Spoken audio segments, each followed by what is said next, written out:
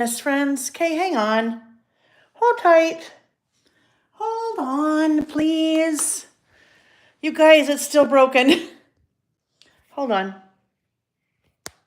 All right. So just bear with me while I hold this, okay? Because I can't see you, but I know you can see me. So hold tight. Hold tight. Oh. I can't even tell you how long I have messed with this to try to get it to work. So hold on. Because I can't see you right now. I need to see me right now.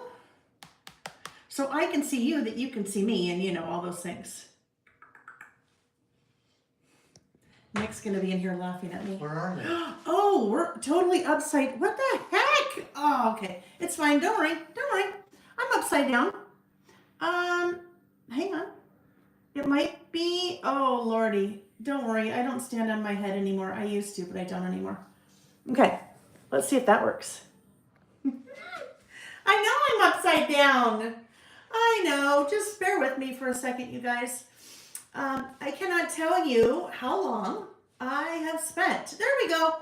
At least for now. I can't tell you how long I have spent still trying to troubleshoot the issue with my phone mirrored. And believe me, I've tried all the things. I've Googled all the things, and it just doesn't work.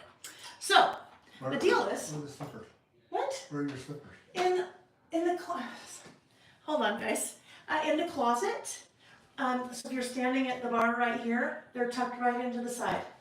I have to have some shoes, or else my feet will hurt after all this time. Okay. Anyhow. Right. We're good though. I know a couple of you are a little bit behind, so it looks like I'm upside down. We should be good now. You guys just bear with me. The only thing that I can think left to do is to delete the YouTube app from my phone and reinstall it. But I cannot do that when I have something scheduled because I'm worried that it will completely lose it. So I have purposefully not scheduled anything, even though there are things coming up. I've purposefully not scheduled any lives on YouTube until I can try that. But just, bear with me. I've tried everything I know how to try, and it just started doing weird things one day, a couple weeks ago. Thank you, dear. I would have never found those. I know, well, because they were put away where they belong. Do you want to say hi? Well, let's see. Hold on. We got to make sure that they can see you. Look we're like twinners today. We both have like striped shirts on. Okay, all right. Could they see you? I don't know. Oh, there we go. All right, friends. Okay, we're good. Thank you for bringing those. All right. Okay, friends. Hi. Okay. Yeah, I'll get it figured out one of these days. The plan is to get figured out this weekend before I schedule anything again. We'll see if in deleting the app and reinstalling it will help us. Other than that, you'll see me standing on my head and you'll be looking at my nose as we're messing with things, but it's all good. Hello. Hi. Happy Wednesday. Happy Wednesday.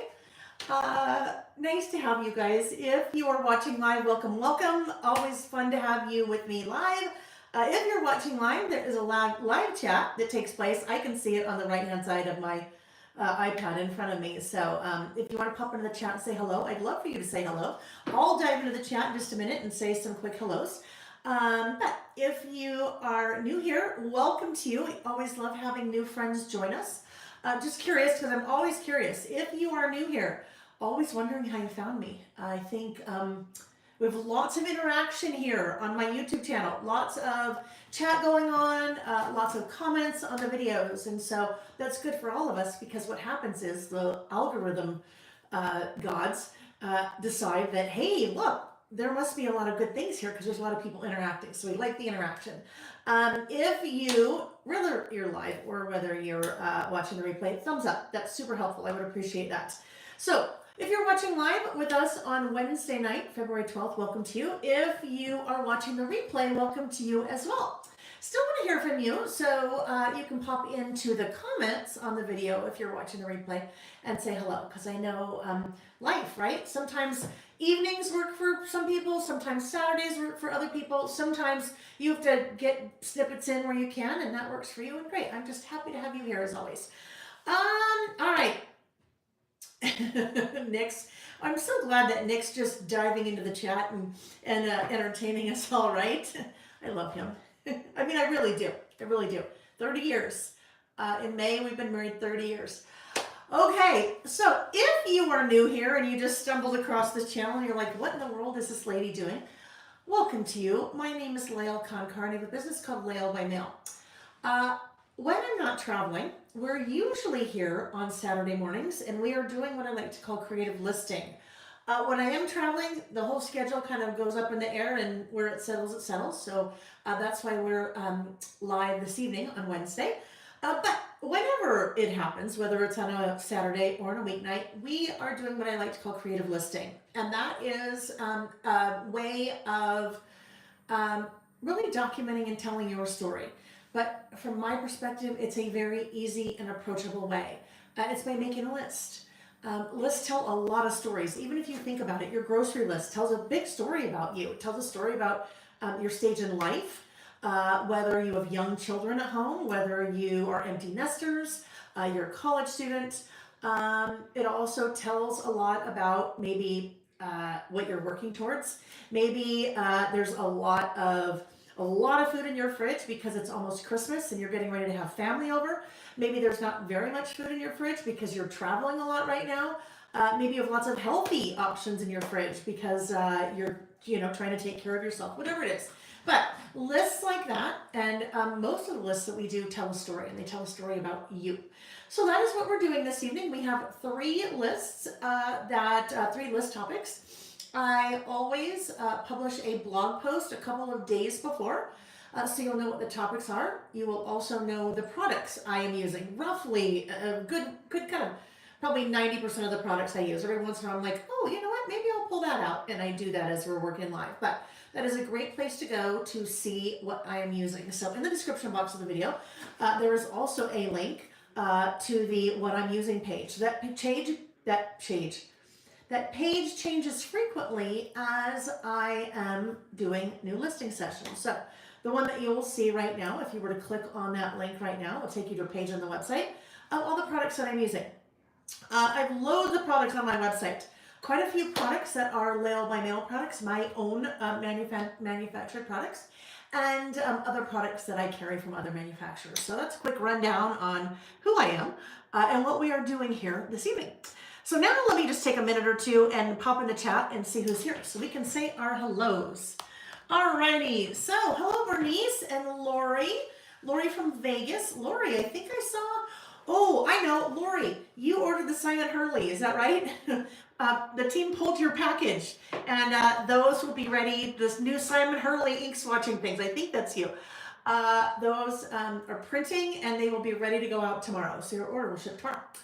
Hello, let's see, VS Vicage, New York, waiting semi-patiently. Vicage, VS, hello. You know what? I don't recall your name. So if you are new here, welcome to you. And if you're not, I just don't ever remember seeing that. Hello, Heather. Kim Create One from Connecticut. Amanda from West Virginia. Heather, happy drizzly day from Southern California. There's Nick in the other room saying we're getting ready to start. Hello, Carol from Central Canada. Yeah, lots of big weather headed across the United States. I know here in Utah, we are getting ready for some pretty good sized storms, I think, tomorrow. And I think it's kind of happening, I think, east of us as well. So wherever you are, stay warm, stay safe and stay warm. Hello, Wanda, rainy Tennessee. Cherie, rainy and cold Atlanta under a flood watch. Oh my goodness. So, Cherie, it's interesting. I don't think I ever realized, maybe except for the last maybe 5 or 6 years, the weather extremes that you get in Atlanta. I always think of just hot Atlanta. But I know you guys get snow and now floods. That's just, I never knew. So stay safe from that flood. Brenda from snowy Michigan. Ms. L, hello. Jen Heckman from sunny Seattle. That's kind of an oxymoron. You don't hear that very often, do you? I'm glad it's sunny where you are in Seattle, Jen, because I know Seattle is usually not sunny. My mom and I are headed up there week after next, we are going wedding dress shopping and wedding venue visiting with my future daughter-in-law. So very excited about that. Hopefully it's a little sunny while we're there. So keep that weather for us if you can. Hello, Nancy from New York. Carrie, good morning. Good morning. I'm used to Saturday. Good evening, Carrie. Hi, Kyla. Carrie and Kyla, sisters, right? Kyla, I'm going to speak to you just momentarily. We went to Hawaii Volcanoes National Park, so I'm so glad that we had that discussion at the Three Craft Chicks event a few years ago, because I just probably would have completely skipped my radar. So thank you again for that recommendation. I should send you a picture. So thank you. Hi, Patty from San Diego. Tracy's Treasures from Northern Ontario, Canada. Hello, Sarah Foss. Gabby. Hi, Gabby. Gabby, it's been a little while. Nice to see you, Miss Gabby. Hello, Jen from Spokane. Tracy Carell from Snowy, Iowa. Hello, Geraldine. Bev Hillis. Hi. Sarah Cope. So, Lori, the only reason it worked and I'm not mirrored, everything is backwards from the way it normally is, the way it had been for 5 years up until a couple weeks ago. So, a little shaky at first because we got to get it anyhow. But yes, that's the only reason it's not mirrored, unfortunately. We'll get there though. We'll figure it out. Hello, Shannon. Nice to see you, my friend. Gracie Creates. Brenda, Tabitha, nice to see you. Tabitha, I loved seeing the pictures of you and Adeline, especially Adeline with all of the famous people that she met on Facebook. That was really fun to see. Michelle. Okay, I'm just trying to very quickly go through. Hello, Wendy, Jennifer Eldridge, and if I missed anyone, please just know it's not on purpose. There's just a lot of people to say hi to, so we'll just do one big generic hello, and then keep commenting as I get going, and then I'll see you. Nick said, did I mention I'm going to be with Lael at an event in Texas? He is. He's coming with me to Little Craft Fest. So if you're going to Little Craft Fest, we will be there in full force. And if you're not going to Little Craft Fest, then you should shoot me an email and ask me what it's about, because I'll tell you about it. It's pretty awesome. Hi, Cindy. Nice to see you. Purple Hearts. I always know Cindy from her Purple Hearts. Okay, and I love it. Shannon's reminding us all to thumbs up. That's just so awesome. Robin, hello. Antoinette, hello. Oh, you're so sweet, Antoinette. She said, I've missed you. I've missed you too. I always miss you guys. Always miss you guys, for sure. Sarah said she's so excited for her latest order to ship, she may have indulged. Well, Sarah, I'm sure you deserve it. You deserve it. Oh, golly, friends. Okay. Justine, I don't think I said hello to you yet. Robin Morgan, Merlene Flagg. I gotta tell you guys, I am headed out of town tomorrow again on a girls trip, and the text from our girlfriends group chain is just, the texts are coming in like crazy, so they keep popping up over here. I keep getting distracted, so I'll try to block those out. Hello, Lori Shelter from Oakville, Ontario. All right, friends, so I'm going to do this. Oh, I almost made it to the end. We're good. Hi, Amy. Nice to have Amy. Always. Amy is my right and left hand and right and left foot, and I'm sure some other ears and appendages as well. Amy is a very integral part of my business, and she does tons of product sourcing and just helping to make a lot of things happen behind the scenes, which I am eternally grateful for. Amy is joining us tonight. She is in the chat, and as I'm using products, she'll be dropping links to those products in the chat. So if you're like, oh, what is that? She's super helpful and just pops them right in there in the chat. She's a very good enabler. All right, friends, I am going to, let's do this. I am going to, I was going to say rotate the camera, but there's no rotating involved because we're all skim up. So I'm going to do this. We're going to try this and see. I'm doing that. And let's make sure that we're not upside down and backwards. So give me a brief moment. I'm usually about 15 seconds behind what you guys are. Oh, yes. Okay. Hang tight. I know it is upside down. So we will just rotate that again and see where we are now. And hopefully we will have everything right side up and not mirrored. That is the goal this evening. I promise you I'm not as technically challenged as all of this might appear. Oh boy. Because this has worked for years and years and years. And then one day it just all of a sudden stopped working. So we'll get there. We will get there. Oh, goodness. All right. I just do this on purpose so you guys know I'm human. Right? I don't want you thinking I'm all perfect or anything. Carol Lee said we're sorry. Carol Lee, you're celebrating something. You're celebrating 44 years. Ooh, that's amazing. Congratulations to you. All right, my friends. I think we're good. Other than, well, Reggie the cat, I can tell. Reggie decided he wanted to come in and dance. He's been dancing on my tabletop. So I just saw a question come up and I will answer it right now. Cheryl said, hey, Lael, wondering why you don't carry the 12 by 12 sticker sheets for the Simple Stories collections. I always use them in my daily journaling. So Cheryl, in the past, I have not brought in the 12 by 12 sticker sheets because I bring in the sticker books that Simple Stories does with each collection. Now, Simple Stories has been making a lot of changes, and I don't know, I'm not privy to that anymore because I don't work there anymore. I haven't been with them for about 6 years. But from what I can see on my end, it appears as if they have stopped making the sticker books. Also appears as if they have stopped making washi tape with their collections. Now, again, don't take that as gospel because I don't know that for certain, but that is what I am observing in their latest collections. So if that is the case, I will start bringing in the 12 by 12 sticker sheets because we need stickers, right? We need stickers. I need stickers to do kind of what I like to do. So if we don't have any stickers, then in the sticker books, then I'll start bringing in the 12 by 12 sticker sheets. I did bring them in for the Fur Baby Dog and Fur Baby Cat collections. And then there are a number of their 12 by 12 sticker sheets from past collections that are also on the website. But thank you for bringing that up, Cheryl, and that's the plan going forward. Wanda, why do they want to fix something that isn't broken? So, Wanda, that's a really good question. And I will tell you, I have worked for 3 different manufacturers over the years and had like long-term-ish, I don't know, jobs, positions working for the companies. The first one was Scenic Route Paper Company way back in the day.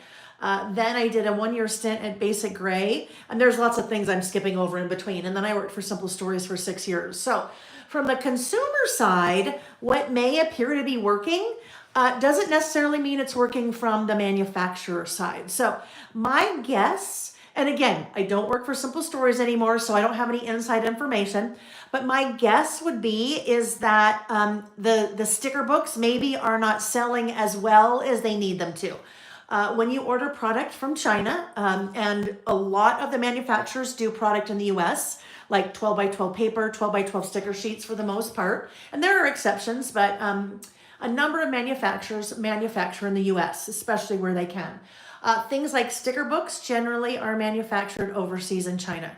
And or other countries, when you are manufacturing with a factory overseas, your quantities are quite a bit larger than you might be able to sell through.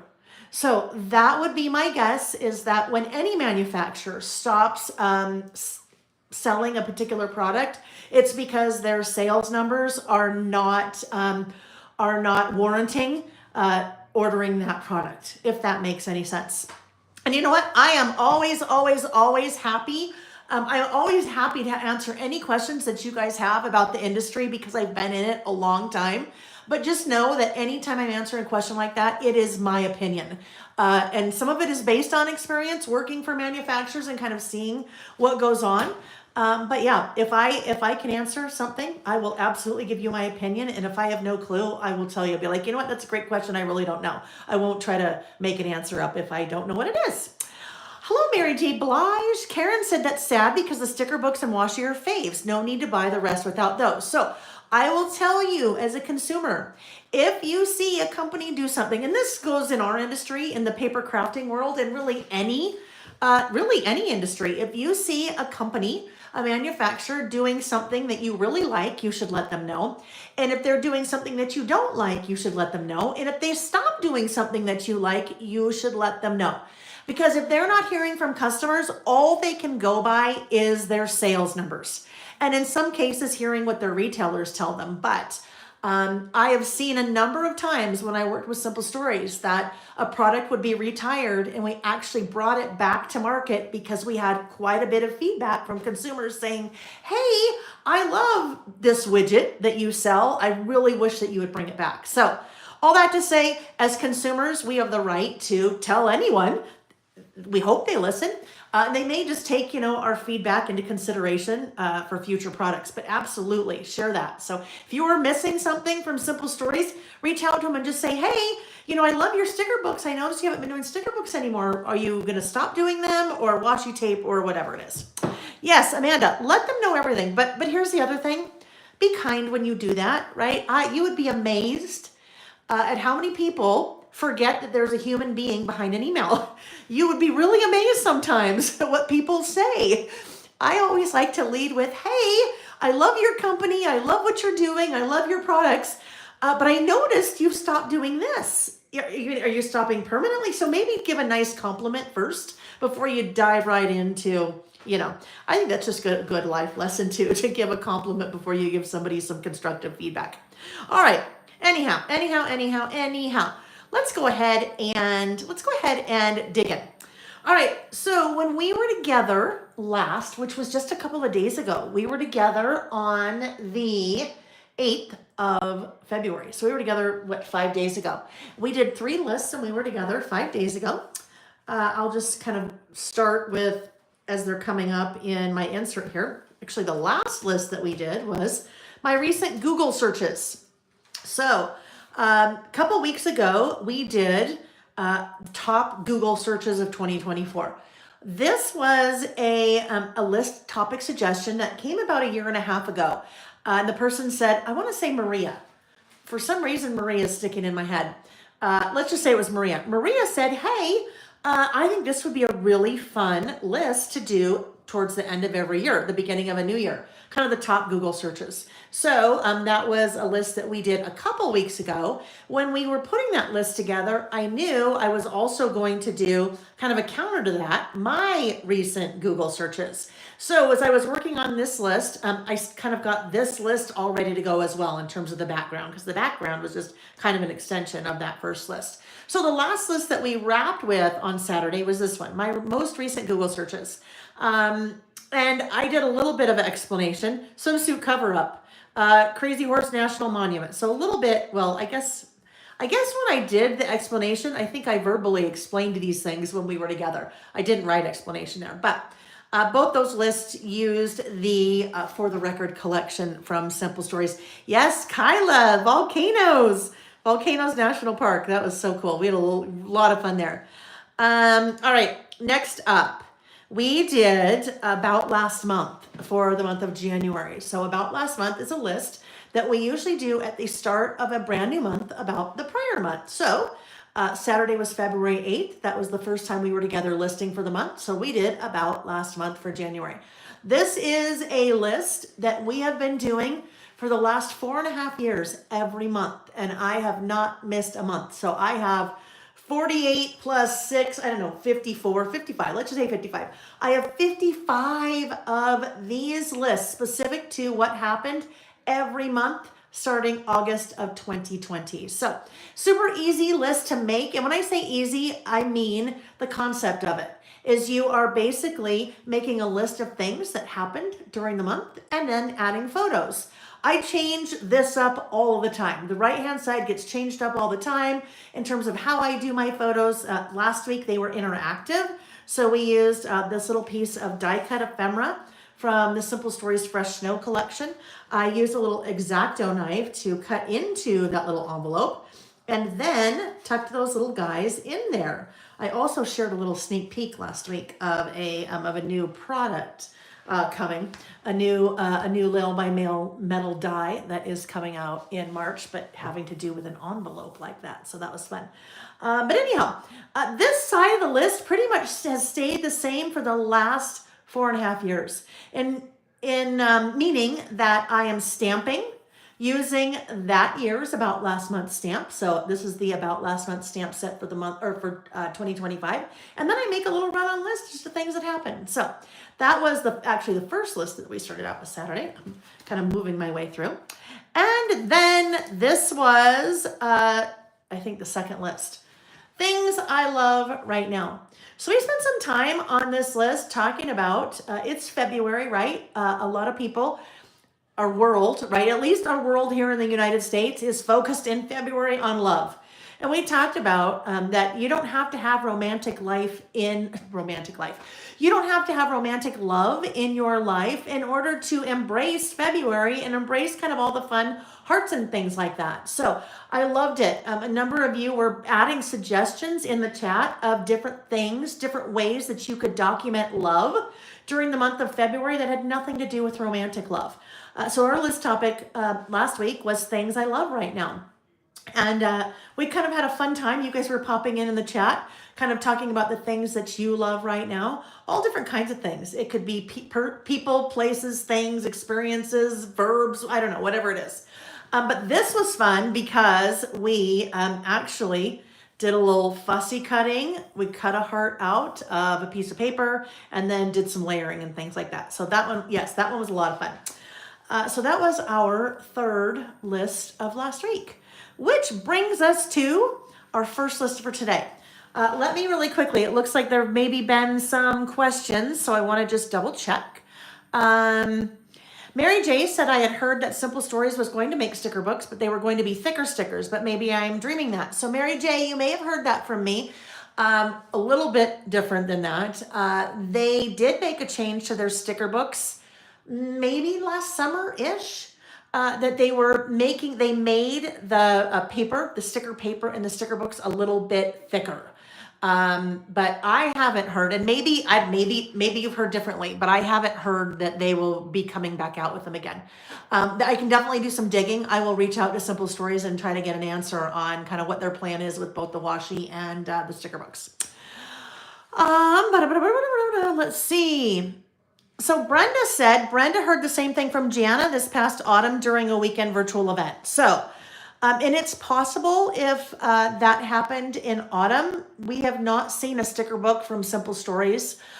We didn't see it in, I don't think we saw it in Front Porch. No, we did see it in Front Porch. I don't think we saw it in Fresh Snow. No, I can't remember. We didn't see it in Heartstrings, and we didn't see it in any of their four new, Fur Baby Cat, Fur Baby Dog, Tea Garden, and Flower Shop. So I'll find out. I will see if I can find out, and the next time we are together, I will let you know. Amanda, on the Big Island, we flew into Kona for 2 days before Nick's business trip in Oahu. So we did a quick half dayer, I guess, to Volcanoes National Park, and then went to Oahu, which is where we go every year because Nick has to. I get to tag along with Nick on his business trip, his annual business trip to Hawaii. All right. TK is in Disney World. Oh, yes. No, okay, Disney World. Magic Kingdom. I hope you're having a great time. All right. Okay, so with that, I think I'm caught up in the chat. Let's talk about winner from last week. So I've switched things up a little bit. If you have not been with me maybe for a while, I have always done giveaways. The giveaways typically are what I call after party giveaways when we're together. So after party meaning that they happen after the live takes place, and you'll leave a comment on the video when it's over to participate in the giveaways. I don't know, maybe 6 months ago, I started switching things up. And so when I switch things up, we're always doing at least one live giveaway. So those of you that are participating live, you will participate in the giveaway via the chat, and we'll talk about that shortly. But there is always still an after party giveaway, meaning you leave a comment on the video when it's over so that people that can't make it live still have an opportunity to win a prize. All right. Heather said, I will always let you call it after party. Kind of reminds me of the Oscars, right? The after party from the Oscars. All right. So So cider and donuts, maybe Brenda. Yeah, maybe. I'm not sure. I haven't. I'd have to go back and really look on my website and see when the last one was. But I'll try to get information on that in the washi tape. All right. So our first list today is a list that I have been moving forward for the last couple of weeks. Hang on, we're still a little crooked here. That crookedness is going to drive me crazy. Last couple of weeks I've been moving forward just because we kept running out of time and I had to go, or we had 4 lists scheduled and I didn't have it in me to do the 4th list, whatever it was. And that list is in the news. So one thing I need to apologize for very quickly, if you guys know me, you know I talk with my hands like this. I am a hand talker, 100%. If I have to tie my hands behind my back in order to not talk with my hands. That's how hard it is for me to not talk with my hands. I'm very expressive. What happens is, especially what's happening now that the camera is flipped differently, when my hands come into the picture, you see the camera is trying to refocus. So it will continue to do that until I can figure out what the heck is going on with the mirror image normally. So just know that as it's doing this, it's just the camera is trying to refocus as I'm moving around so much. Okay. Let's see. Okay. Deborah, we just barely started, my friend. Oh, it's feeding time at the zoo. Okay, well, get those kids fed and then, then you can join us. Okay, so the list is in the news. In the news is a list that we have been doing, I would say probably about 4 years. During the pandemic, when we very first started our listing in March of 2020, I was combining my About Last Month list along with in the news in the same list because I could. Because what was happening in my world on any given month was not a heck of a lot because of the pandemic, right? So I had plenty of room to do About Last Month and in the news in the same list. And then as kind of things started opening up and we started getting back to some different sense of normality, or the new sense of normal maybe, I started separating them. So we do every month a list called In the News. And the In the News list, I always like to say this right off the bat. In the news, when I am doing my In the News list, it is just the facts, ma'am. Okay? I am not making any commentary on any of the news items on my list. So for example, even though the Super Bowl happened in February, let's just take this as an example. So if I was doing my In the News list for February and I was writing the Eagles won the Super Bowl, I would not give any commentary. I wouldn't say, oh, I think it's great that the Eagles won the Super Bowl. And I would not say, oh, it's too bad that Chiefs didn't win the Super Bowl. Because that can be a little bit divisive, right? And now I'm taking an example there that probably isn't too divisive, but you get my drift. Because in the news, there are a lot of things that are divisive. Because in the news, at least in our country in the US, there are a lot of politics. So I will have politics on my list. But I will be saying no commentary. And it's not everything, but it's really hard for me, do an In the News list without politics because it's just kind of a big part of our world these days. So I just asked because I will not be doing any commentary, just basically just the facts about the news. I also ask that you guys in the chat kind of go with that as well. I know none of you came here to get into a discussion about news events in the chat. Hopefully you didn't come here because if you did, you'll probably find a better channel for something like that. So we just say just the facts and there we go. All right, so I have all of the pretty things that are here we'll get to on our second list. So just know that these things are going to kind of be in our way for a bit. In the news. So when we approach an In the News list, let me pull one of these guys out here. My Traveler's Notebook inserts from last year are deconstructed because they sent them to Amy. Amy did all the photography. She does all the photography for the idea books. So let me find a different one than that. So they're deconstructed so that they will lay flat for photography. And I'll go in and restitch them all later. That's also not necessarily a good one to show you. I'm trying to show you just kind of a general run-of-the-mill In the News list. Well, this is what I'll do. let me pull out the idea book. Speaking of idea book, I have the physical proof of the, this is not it. This is last year's idea book, but I have the physical proof in hand of the idea book for 2024, which will release March 21st of this year. So kind of fun. But the reason I'm opening up the one from last year is so that in the news, just so you can see, all of the in the news that I had kind of in this one, a little bit different than I normally do in them. So I just wanted to show you kind of what a generic one, kind of an everyday one would look like that I've done in the past. So here's an example where you have photos on this side, a little bit of stamping, and then I am just writing the things that happened in the news. Same here, photos on this side, and then just writing a run-on list of the things that happened that month in the news. And they're all things that hit my radar. Generally, there are more things on my list than I have photos for, and that's okay. But it's just a nice way for me to be able to kind of keep track of or document what's happening in the news. All right. With that said, I am totally switching things up this month. There's a list I need to show you later. Oh, here we go. All right. I'm switching things up this month.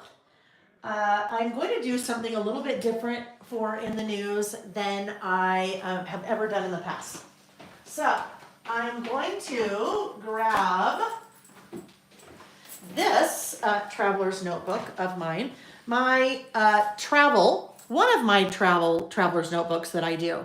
I started the beginning of 2024 doing something. Some people call it junk journaling, some people call it glue booking, but basically I document the different trips that we go on, or that I go on, and I use a lot of the memorabilia that I pick up on that trip. So different things like stickers, cutting things out of little tourist magazines that I find, but I find that I really enjoy this type of documenting because it's very freeing for me to do this. I'm just cutting things out of magazines, adding stickers, adding die cuts and things like that.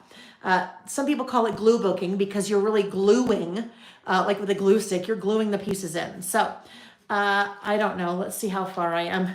We travel a lot. Oh, I know. I'm in the middle of our Flaming Gorge trip. So you can kind of just see there. That is kind of the start of that page. And then I usually start to fill in around it. So what I thought might be fun is to kind of do our in the news list along that same line. And I'm going to do that with a new product that I brought in, this book. This book is rather large. It is probably 13 or 14 by maybe 10. And this book is basically full of all kinds of images that you can cut out. So normally those type of images I am getting when I do that type of junk journaling or glue booking. I'm pulling those out of tourist magazines and pamphlets and brochures and things. But if I want to incorporate that kind of style or look into our regular list making, then I need a place to get those types of things, right? So basically, this would be kind of like one giant big magazine that would have tons and tons and tons and tons of images in it that I could cut out. 1,500. So my plan is for this list is to cut some things out, glue them in, and then add my photos first probably, and then kind of do my in the news documenting around that. So it'll be totally different than the way I normally do.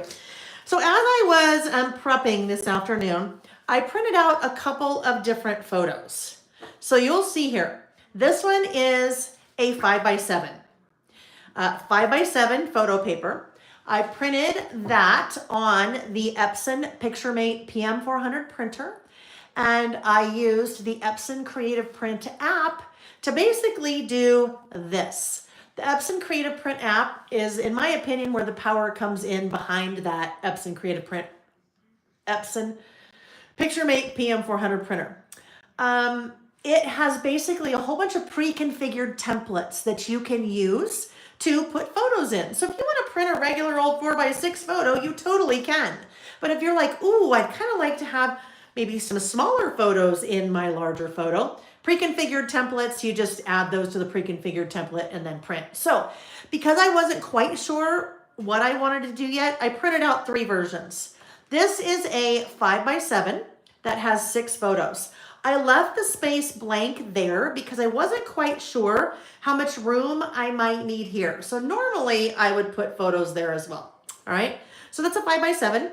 I then did the same thing with a 4x6. And then I started thinking, oh gosh, if I do a 4x6, now I've left myself a lot of room right here.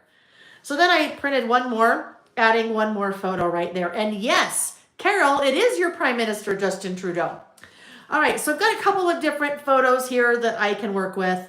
All right, so normally what I would do if I wasn't with you guys, I would really figure out exactly what I wanted to do, know exactly what I wanted to use before I printed my photo. My photo would kind of be the last thing I would do before I started kind of putting everything in together. So with this book, what really intrigues me about this style, and you kind of saw that I've been doing that style for the last year or so. What intrigues me about this style is something like that. So look at, it's just super fun and freeing, and you have a lady in a house coat with a palm tree over here, a giant mushroom with a flappers 20s dancer sitting on top of the mushroom, a little coyote, a cash register, a phone, a TV, some cards, basically all added to this woman's head, right? She kind of looks like one of those dancers in Las Vegas that they used to have that would have all those giant things piled on their head. I don't know. I see in my head a lady that has fruit all over her head. I don't know if that is Elizabeth Taylor. Not sure. Oh, it is. Using the Liz Taylor portrait as a canvas, because you actually have that in the back of this book. You have a number of like large size. Now, I wouldn't use the large size in my traveler's notebook because it doesn't fit, but you have a number of large size Audrey Hepburn. Anyhow, a book like this can also be used for anybody that does a vision board, right? So sometimes you're working in a vision board and you're like, okay, I can find lots of words in magazines. I can cut out letters to put my words together, but sometimes finding the image is a little bit harder. All right, so as I was thinking about what I wanted to do, there's all kinds of different examples in the beginning, and she shows you how she did this. So there's this little hand. This hand is holding a lot of different things. And I thought, well, you know what? Maybe I could make something like that work, where I have a little hand coming out the right edge of my spread here, and I kind of add a few things to the hand and then kind of build around that. So with that in mind, I had gone through this book, and literally she kind of gives you step by step kind of the ideas you're building things. So as I was, look at that, how fun is that? As I was going through, or with that idea in mind, I started flagging some pages. So the first one I flagged was this page, and I thought, you know what? For in the news, there's a lot of telecommunications things here, right? Telecommunications things. There's an old-fashioned TV. There's some different transistor radios. There's some TVs down here, phone, a radio, an old, I don't even know what kind of 8-track player that is or something. So I thought, you know what? I could probably make something work with one of these, because news, we're probably getting our news from one of these things. Oh, I just got a text saying that the final changes to the idea book have now been uploaded to the printer.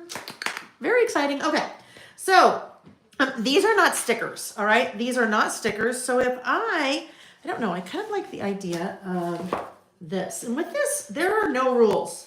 All right, there are no rules to anything like this. Maybe we'll get our typewriter too, since that's right there.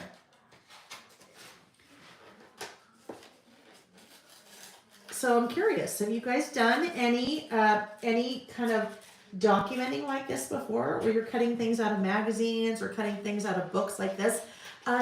It's interesting, there are a number of, I don't know if it's new or if it is just, I'm now much more in tune with it, but I was in Arizona with Amy the end of or in November, as we were planning. We had a planning meeting, and one of the days we went to Barnes and Noble, and I bought, I'm not kidding you, I think 3 or 4 of these types of books, just because I don't know, it's a totally different style than I have traditionally done in the past. Well, really prior to last year. Really what started the style for me prior to January of 2024 was that, and I've heard this from many of you as well, when I travel, I like to buy stickers and postcards from the places that we've been, and I like to cut out magazines and things like that, or grab brochures and things, but I just ended up having all these bags of things that just kind of stack up because I never knew what to do with them. And so that's what I've been doing with them, is my kind of junk journal glue booking. Kyla did the style for her Hawaii trip. I love it. Brenda said she loves junk journaling. She started past year. And you know what? Sometimes people, when they're junk journaling, there's no words. All they're doing is basically just playing, adding things, maybe stamping, maybe doing a couple things like that, and kind of calling it good. So I thought maybe if I have a hand, right? Let me just cut this little piece out. We'll see. If I have a hand that's holding things, I thought this might, there were lots, well, I'm not going to say lots of political things, but there are in a couple of countries, some pretty major political things that happened. The US, our President Biden no longer in office, and President Trump was inaugurated. In Canada, Trudeau announced his resignation. You had the ceasefire somewhat in Israel and Hamas. Now still a bunch of things going on. But, I don't even know where I was headed there. I think something about that being not political, but looks kind of like a government building. I don't even know. I don't know. All right. So then we had all of these signs, and I thought, maybe if we took something like a little stop sign,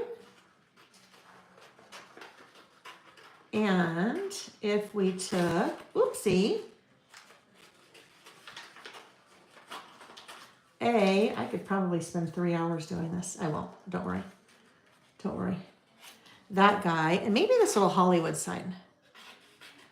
The Hollywood sign, I think, might go well with the hand, because the hand that I'm about to cut out is also coming out of the kind of right side. All righty, let's see what else I had thought I might want to work with here. Okay, so there's lots of fruit, and maybe, I don't know, we'll just see. I'll cut a couple of these things out. Now it'll almost be like my own little die cut stash. And then as I have those little pieces, I'll decide what I want to use and what I won't. Just because I'm cutting it out right now doesn't mean I'll necessarily use it. All right, and then I had done something already with that. Well, maybe pull that guy out. I don't know. We'll see. Lots of fun mushrooms. That's probably something that you don't think you'd ever hear someone say. Lots of fun mushrooms. All the animals. Doggies. All right. And then I had birds. I had birds for some reason. Let's see. Maybe we want like, maybe a small bird. And you might say, Lil, what the heck does this have to do with the news? And I say, well, nothing at all. We're crafting, right? We can use whatever we want. We don't have to not use butterflies in something just because we don't have a photo with butterflies in it, right? Okay, speaking of butterflies, I know we're going to want a butterfly. And then I have to find where my hand is. I don't know where my hand went. I think probably what led me to want to do this with the in the news one is the in the news list for me always seems kind of stale. It's usually because I'm just stamping. I'm not using any kind of, any kind of die cuts or anything with it. So, all right. Now I need to figure out where my hand went. Where's my hand? I must not have had it marked. Lots of flora and fauna and buildings and signs. Did I miss it right here? No? All righty, we're getting close. We have to be getting close, right? Fun toys, lots of food. It's funny when you look at some of the food, like total things from like the 60s or 70s, that Jello salad with, I don't even know what's in it, radishes and, oh, green olives. Okay.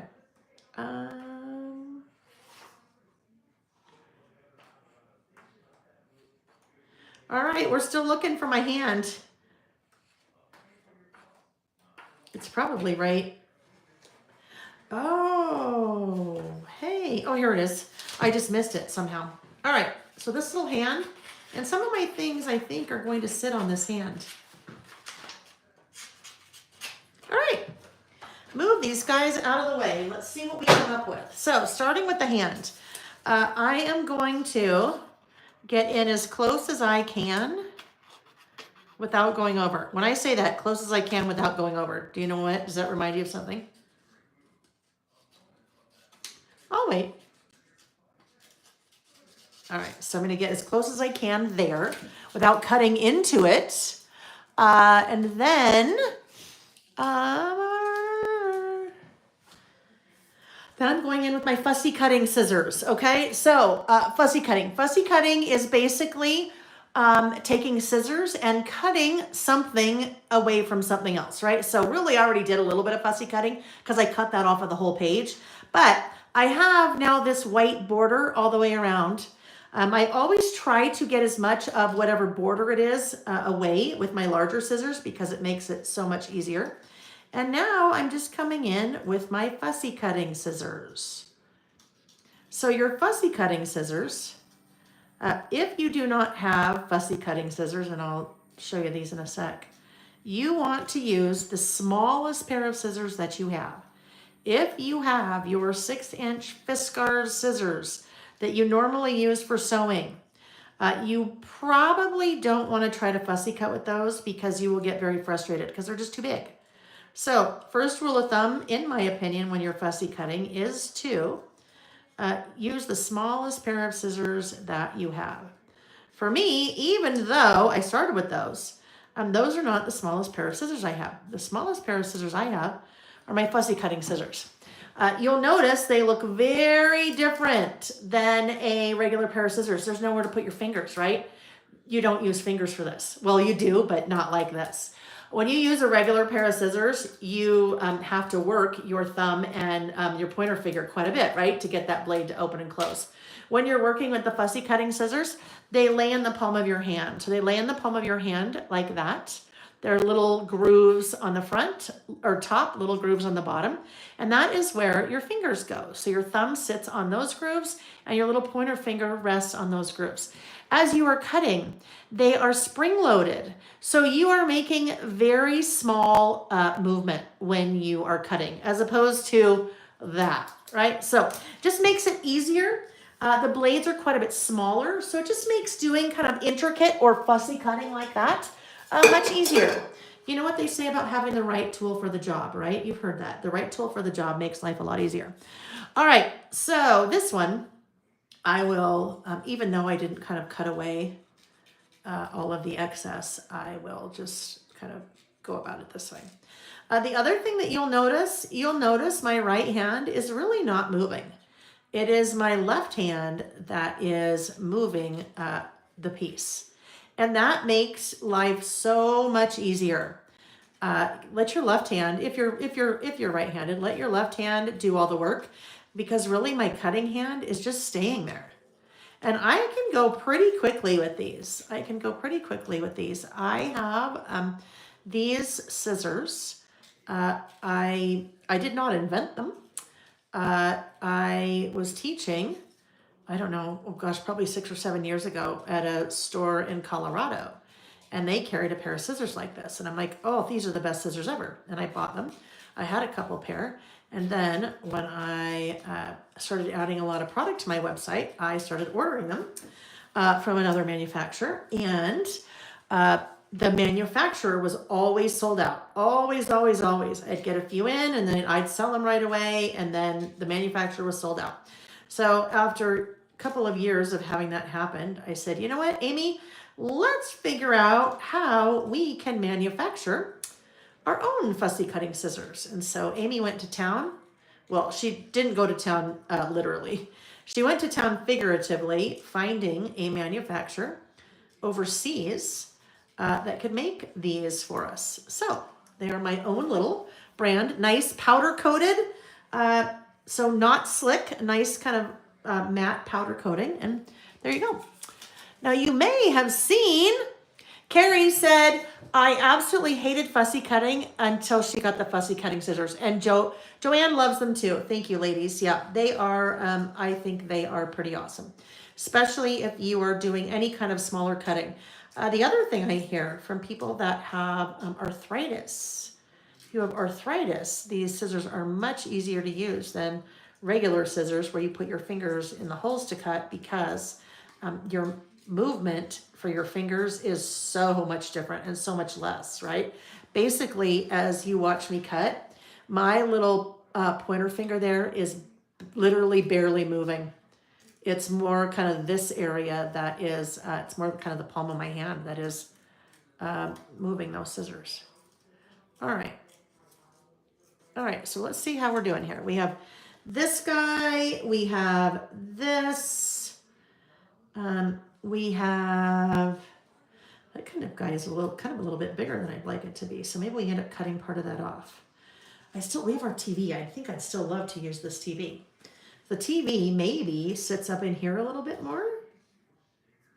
So just kind of a mismatch of things. Although I think I really like those legs, this total mid-century modern TV there. Just kind of doing some layering there. We need something tall over here. So total, I mean, there's no rhyme or reason. I did pull in the TV. That's where, we get our news from lots of places, but sometimes it's from the TV. So that may, help to pull it into reference a little bit. I guess if you really wanted to stretch, if I use this, this palm tree, one of the things on my list is the devastating wildfires that took place in Southern California in January. So you could, palm tree could, be loosely associated with that. But there doesn't have to be any association. I mean, I could have a wolf on there if I wanted, with a big pineapple. One of the things we talked about on one of our lists on Saturday was one of the things that I'm loving right now is I called it creative note taking. And with creative note taking, I am, as I'm learning different things and, trying to expand my knowledge of lots of different things in this world. So some are podcasts, some I might be watching videos, I might be reading books, things like that. But I find it really beneficial if I take notes while I'm doing those things, because it's the act of writing things down as I kind of hear them or read them that really seems to solidify those things for me. And I'm creative, like we're all creative here, right? We're all creative at heart. And I really like to do some creative things while I'm doing my note taking. So I might be, I don't know, let's say I'm reading a book about, let's say I'm reading a book about how to build an engine, and I'm taking notes on how to build an engine, but that, I want to have fun too. Not that learning how to build an engine isn't fun, maybe in your world. But if I can do this while I'm listening, it just kind of takes me to a totally different place. So I'm not sure how I started talking about that. All right, so maybe if we're kind of there. So now that I see this, if this guy kind of works in here, although it's a little bit, let's see how we can make this work here. So I am glad that I also printed a 4x6 for myself in addition to the 5x7. I did the 5x7 first as I was getting everything ready, and I thought, oh, that's not really going to work now, is it, Lil?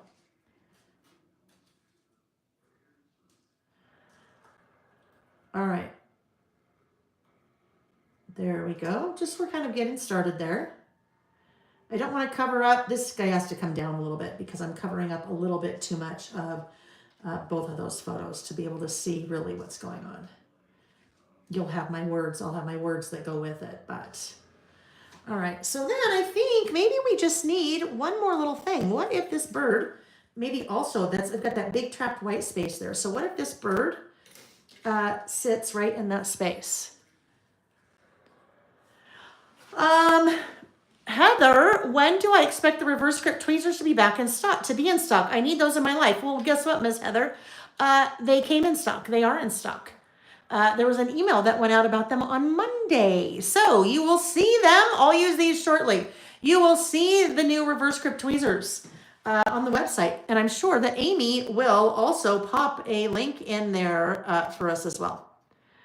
Reverse grip tweezers. So as I get these little guys fussy cut, then we will talk about the whole process that I use with reverse grip tweezers. And I mean, if you've been with me for a while, you will see that I use reverse grip tweezers all the time when I'm crafting. All right. All right, so we just kind of have this little, oh, I know, one more thing. Where did my little stop sign go? Remember I had that stop sign? I think I grabbed a stop sign, didn't I?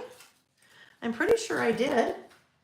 I need to find it, so bear with me while I find the stop sign. I have Valentine things, oh, there it is. Not Valentine, but love things up above there.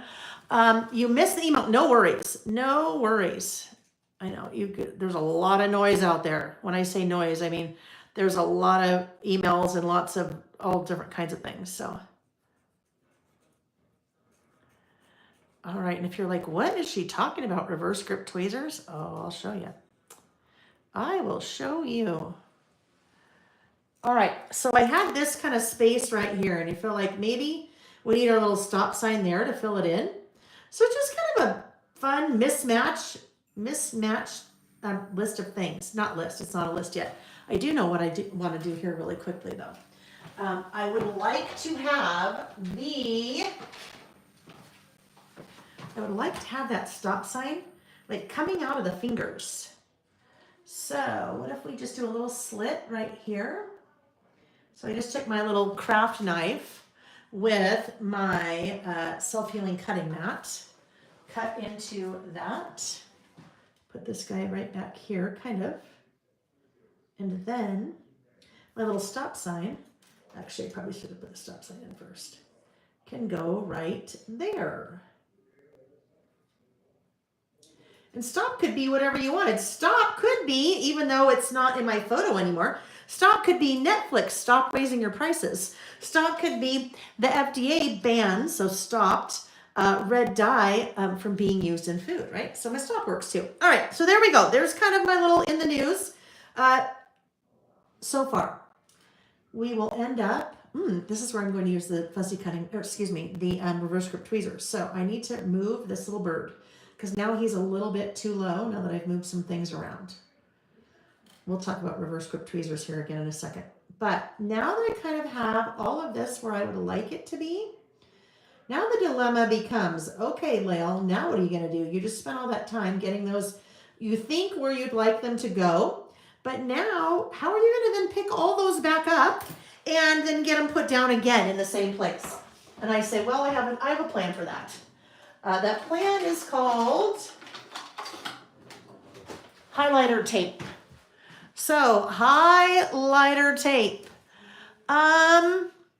Before I talk about this really quickly, I see Amanda had a question. Amanda said, where do you look for what's in the news? I don't follow news much because it's sad news a lot. So Amanda, there is in the blog post for this session, and it's always a link in the blog post for this session, or for when we do in the news, I put together a PDF document of probably 12 different news sources. They range from right-leaning to left-leaning all the way to the center. And those are different emails that you can sign up for. They're all free. Different emails that you can sign up for, and they all come at different intervals where you can receive an email once a day, an email once a week, summarizing news events. And that's primarily where I get my news because I'm not always watching the Today Show in the morning when I'm getting ready. I'm not always in the other room as Nick has the 6 o'clock news on. So usually that is where I get probably the lion's share of my news, honestly, between that and then the Today Show. Because really, if I get sucked into doom scrolling on my phone or I get stuck in front of the TV watching any network, right? Doesn't matter which one. sometimes it's very difficult. Like you said, it's sad, right? So that may be of help to you. That is also linked or it's pinned. There is a pin in the Facebook group, the Lail by Mail Facebook group, that has that pinned to the top of the page. All right, so what I'm doing with highlighter tape. Highlighter tape is removable, repositionable tape that is meant really for like highlighting a book, a magazine, a Bible, a journal, whatever it is.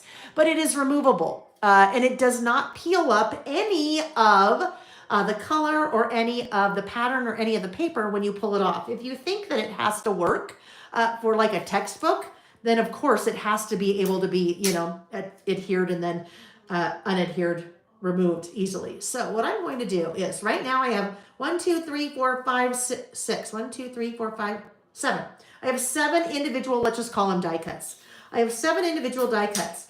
And as we talked about, the reason I'm doing this is because if I tried to pick up every single one of those individually and then glue them down exactly where I have them here, it would be really hard to do that. So by using that highlighter tape, all of those pieces, let me put one more piece right here. All of those pieces are now connected. So instead of having one individual piece, or excuse me, 6 individual pieces, oopsie, I didn't have my little guy there. I now have 1. Well, I really have 2, right? So now what I can do is turn this over and either get out my glue stick, and in this case, I am going to use a glue stick. Wonder if I have, oh please. I'd really like to find where my tiny one is. Let me see if I have a tiny one handy, because that is a smaller area. I have about 4 bags that are half packed, half unpacked from recent travels working on projects. So let's see. I think I will probably have one in here. Let's see.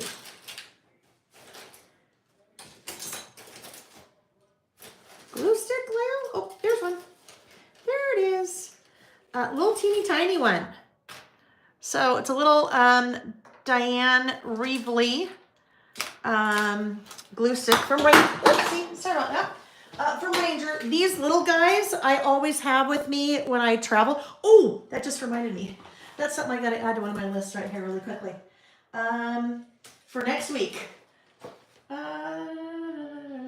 we go. All right. Oh yes, I always have glue stick with me when I travel and I'm planning on crafting because it's small and portable, right? So now what we, oopsie, hold on. Now what we will do is get our glue stick, get glue on this whole thing, this one piece instead of my 6 pieces. Although I didn't do a great job with those guys right there.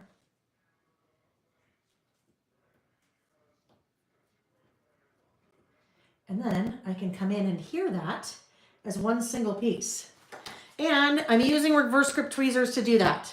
So I'm going to pick that up with my reverse grip tweezers. So reverse grip tweezers, if you think about regular tweezers, and actually I need to be doing this as I talk because I don't want that glue to dry. Reverse grip tweezers. Oop, I also need to adhere this down. If you think about how regular tweezers work, regular tweezers, you squeeze to close, right? These are reverse grip. So you squeeze to open. And you notice that is, I can just let that sit there and it's holding everything together. It's holding that one piece because reverse grip. So you squeeze to open instead of squeeze to close. Okay, let's get that right there. And then we don't want to go too far yet because I still need to get my little palm tree that I lost. Oh, here we go. Here's palm tree. Glue stick on the palm tree. Glue stick on the palm tree. We're going to slide this guy, whoopsie. right in there. Or maybe we'll just set them right there.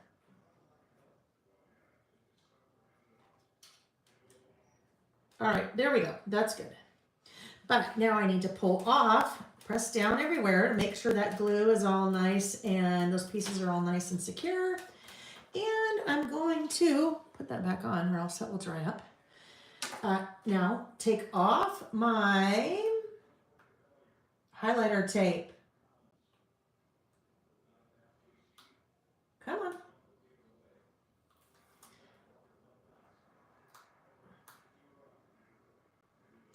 Just need to get it started. There we go. Pull off that highlighter tape and this one. So that highlighter tape is just a really easy way to take a group of objects and turn them into one. I have to work with this a little bit more carefully than I would a die cut, just because that paper is like it's from a magazine, right? You know how magazine paper can be kind of thin. I don't want to, it's not that I'm worried about the image pulling up, I'm just worried about tearing the whole thing. All right. Come on up, little guy.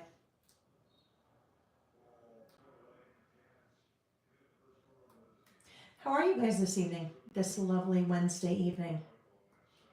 It's hump day, right? Halfway through the week. Come on. There we go. Well, I keep catching a piece of it. Like I said, I just have to be a little bit more careful in pulling it off of here. If you think about a magazine, how thin the paper is. I just don't want to like cut a hole in it as I pull that up. I'll use the highlighter tape again. Maybe on our next one, just so you can see. There we go. Okay, that's, you know, I won't say what I was gonna say. I was gonna say something about a sunburn and peeling a skin. Alrighty. Lori said she's going to Japan in April. Oh, how fun for you, Lori. I love that for you. Already have a list going for journaling supplies. Also planning on hitting up awesome stationery stops while you're there. Oh, that'll be fun. I have a trip like that planned next March. Amy and I are going with some other people, so that'll be loads of fun. All right, so Laura, hi Laura, nice to see you, my friend. Laura Lee is one of my design team members. I'd love to see you here, my friend. All right, yes, so some people use cling wrap. So give it a shot. Certainly give cling wrap a shot as well. All right. So here we go. You know I'm going to do this little part. Didn't I have something right there? Maybe not. Maybe I ended up a little bit further to the left. Or a little bit further to the right than I wanted. Because then we've got a big glaring hole right there that something needs to go into. So, what if we put, sure, why not? We'll just put that part on one page, part on the other. But this type of, I don't know, playing with paper, let's call it that. This type of playing with paper crafting, there's no rules, right? There are no rules. It's kind of like if you think back to being a kid, if someone handed you a magazine and said, here, cut this up and make a picture, you'd be like, oh, cool. And you'd just be, you know, cutting and putting things down the way that you wanted to put them down. There weren't any rules about what you could put where or why or how. That's kind of how this works. No rules. No rules. All right, there we go. That is a good start. Okay, so now let me get these guys out of the way and this out of the way. Now we are ready kind of for our In the News over here. So let's grab In the News stamp set. And I will probably, maybe we'll use the typewriter. Maybe we'll use this typewriter that I pulled. In the News, so there are two In the News stamp sets. Both In the News stamp sets have a typewriter. You have the large typewriter on the original In the News. These are not yellowing. Don't think that they're yellowing. That is yellow ink. So I don't know if you can see that, but I see them and it looks really yellow. It's because of the ink. Because I've used yellow a number of times with that. But over here, you also have a little typewriter there. So in the news too. I think, let's see. I have really been drawn towards this guy. I don't know, the last while. This just big one that says news, kind of this stacked news. So maybe we could put that there, or maybe we put it this way. I really like it that way. I feel like if I do this, then maybe we need to have another something else that goes right there. Like, how about, I don't know, maybe these that I had pulled. These, again, really have nothing to do with anything in the news, but you know what? This list could just as well be things I wanted to be when I grew up, right? There's really nothing about the product that I'm adding that's specific to the list. All right, we're gonna get our little fruit. Gotta get our fruit in. We'll get a little fruit here, and then we'll maybe fill it in over there, and then we'll be ready for our list. So if you are doing this list with me, curious, do you do in the news? Do you typically do an in the news list? If so, do you do it as part of your about last month, or do you do it separately? We've talked a couple of times about trying to do an in the news, like a good news. I don't know. It's sad that we have to maybe sometimes look really hard to find good news, right? I did see one. And again, we have to be careful because, you know, there may some news, TikTok shutting down for 24 hours could have been good news to some people and not good news to others. So I guess that's a relative term, right? We got to be careful with that. But a piece of news that I have on my list for the month of February that is a little bit more neutral is that Crayola has re-released 8 new colors. Sorry, re-released 8 colors from the past that had previously been retired. There we go. How about that? Karen does not do in the news. Carol got her in the news stamp in a library card pocket in the mail a few weeks. She needs to do her first in the news. VS Vikage does yes, who, what, when, where, why each month. Amanda said she's just started enjoying it, all the listing. Tabitha doesn't do news because she doesn't watch the news, so she would just copy what I have. Yeah, it totally works. All right, how do you say crayons? Okay, crowns. So here's the deal. Crowns. Probably, honestly, I probably in real life say crowns. Hey, let's get the crowns in color. But I probably enunciate some words a little bit more when I'm doing this. So like this, do you say caramel or caramel? This is the other thing. We've talked about this a few times in the past, that depending on the part of the country that you're from, let's say if you're in the US, or if you're not from the US, depending on what country you are from, different words are pronounced differently. You know that?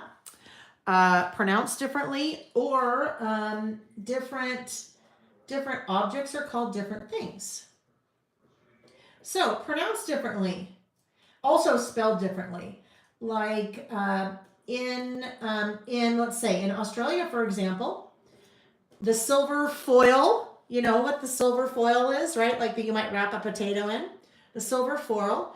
In the US, for the most part, we call that aluminum foil. In Australia, aluminium, right? So it could be different, you know, different countries, different parts of the country calling, you know, crayons or crown. Let's get the crowns out. Oh, I'm sure I say crowns. I'm sure to my kids when they were little, I didn't say, let's get the crayons. Let's get the Crayola crayons out. Oh, April. So April now is, yes, April. So things like, my dad always said soda water. Here in Texas, everything is a Coke, right? So you could say, you want a Coke, and they'd say, what kind of Coke? And you'd be like, well, I want a Coke. And they're like, well, do you want Sprite, or do you want ginger ale? Or, you know, you'd be like, no, I want a Coke. Soda and pop is another one. So some parts of the country say soda. Some parts of the country say pop. Do you say soda or pop? I think I say soda. Another one is the little silver grayish bugs that roll up in a ball. Let's just do a little quick informal poll in the chat. What do you call those? The little silver / grayish bugs that roll up in a little ball. What do you call those? Amanda said it's pop, where she is, not the bugs, but the soda. Soda is pop, or soda is soda, or soda was Coke. Okay, Lori, VS, I know, so I'm just going to say it because I don't know how we say that. I like to say it Vicage. VS Vicage, that sounds fun. Says pill bugs. Heather said roly-polies. April doodle bugs. Brenda roly-poly, roly-poly. Karen said rocky poly. Do you mean roly-poly or rocky poly? Jen said sow bugs. Carol calls them gross. Ms. L, pill bugs, roly-poly. Roly-poly potato bugs. Okay, so there's an example, right? We have roly-polies, we have potato bugs, we have pill bugs. Different parts of the country, right? It's all the same bug. It's the little bug that just rolls up in a little ball.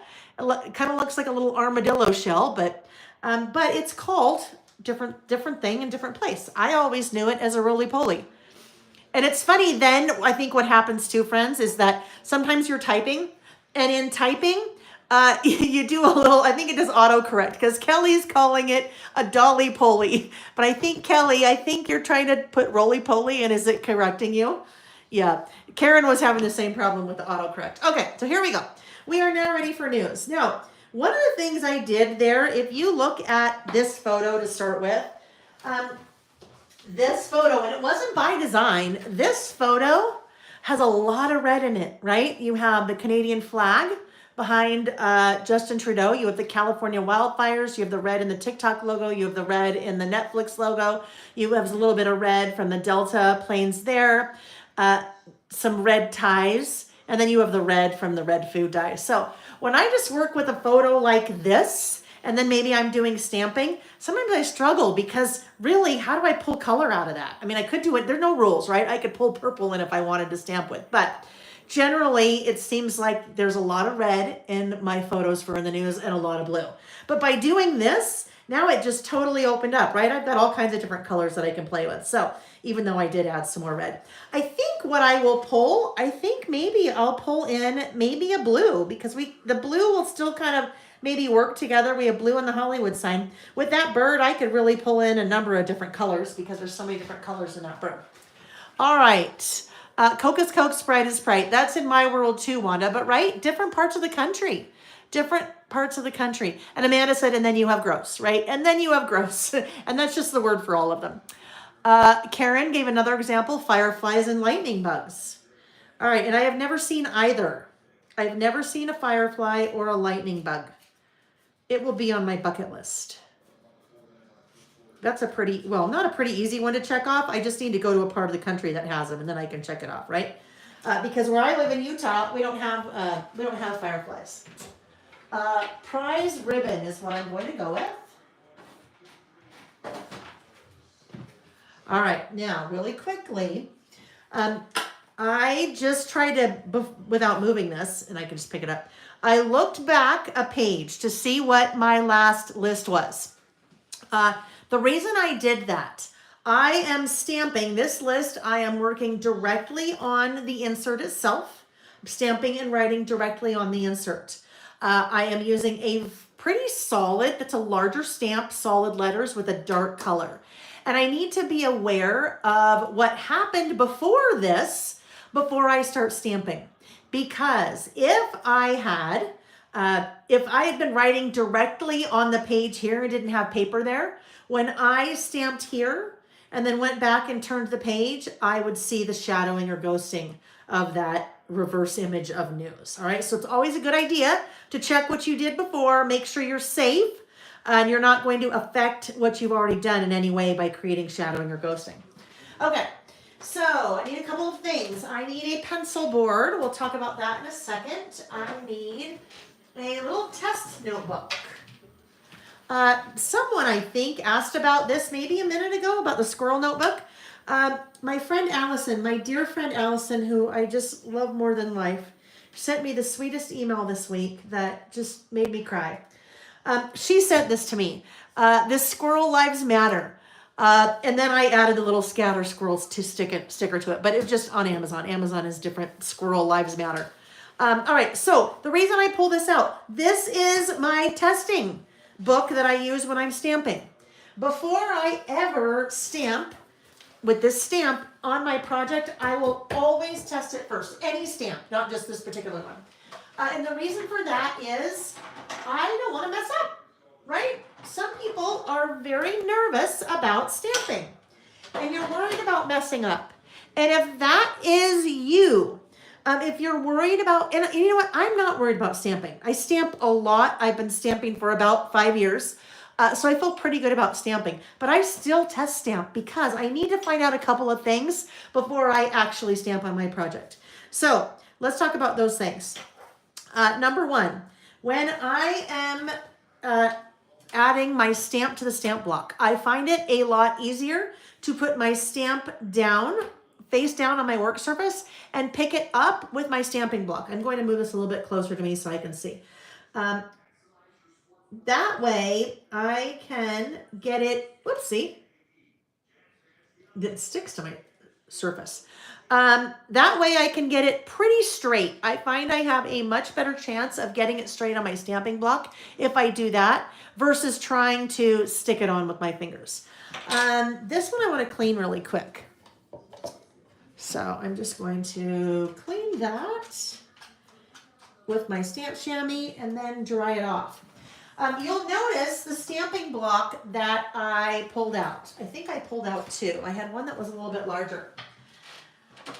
Another thing that I find that helps me when I'm stamping, so kind of one of my rules of thumb, is to right size your stamping block to your stamp or your stamp to your stamping block.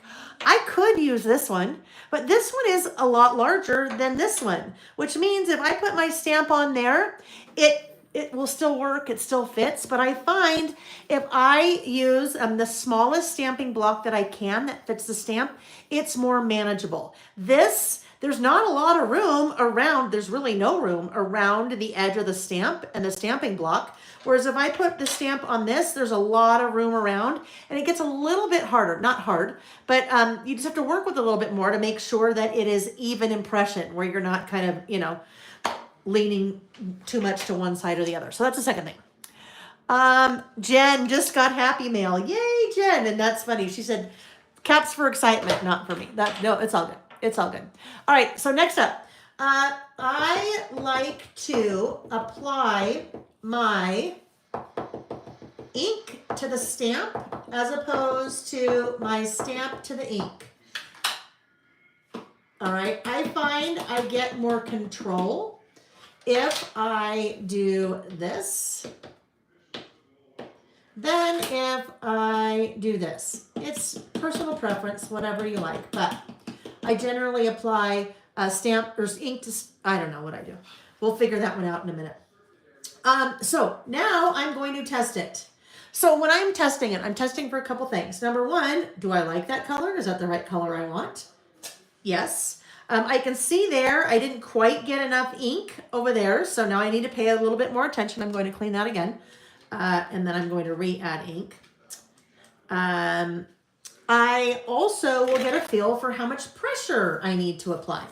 So when you are working with a stamp that has a little bit more surface area to it like that, you probably need to apply a little bit more pressure, always even pressure. I probably didn't apply enough pressure over there because the rest of the letters look good. It's just a little bit see-through there. So how much pressure do you need to apply? That especially comes into play when you are working with maybe like a word strip stamp, a stamp that is pretty small and pretty intricate. If you press too hard, you're going to flatten out the stamp material and it's going to get really blurry. So that's the other thing that a lot of times I am testing when, we'll move that out of the way. I think it's good. I'm going to do this really quick. I don't want that to dry out. I'm going to put this underneath. I'll explain that in a second. Let me ink this again. The other thing I'm doing when I'm testing, I want to make sure that I don't have any like little lint or hair, pet hair, cat hair, person hair, whatever it is, on your stamp. If you do, it's going to prevent the ink from sticking in that area, and then when you stamp, there'll be no ink wherever that little hair or lint is. All right, so now I am going to very quickly grab this. I'm going to clip that together like that to hold that down. Thank you, Denise Dufresne, who suggested that a couple of weeks ago. It was like, well, that's a good idea. All right, so I am now going to stamp. And I want to stamp with intention. All right, this is not a time to be like, ooh, should I be gentle? You want to stamp with intention. Once you start, you got to go. Because if you bobble it, or if you get part of it stamped and not part of the other, not the other part stamped because you're not too sure, you just got to go in and stamp with intention. I'm getting nice, even pressure. Now, what I did there, you'll notice I slid that piece of acrylic underneath my page. The reason I slid the acrylic piece under my page, that is a pencil board, okay? A pencil board is a fancy name for something flat that you can slide under something so you have a flat surface to stamp or write on. All right, so when you are working in a traveler's notebook, you can't necessarily take a page out, right? Because all the pages are connected. So I can't just take a page out and then smack it on here so I have a nice flat surface. So we need to invent a nice flat surface to stamp on. That's where a pencil board comes into play. So you slide it under your under the page that you're stamping on, and then go ahead and stamp. I am going to grab my wipes here and get that ink off of my finger. It's always a good idea to check your fingers before and after you stamp.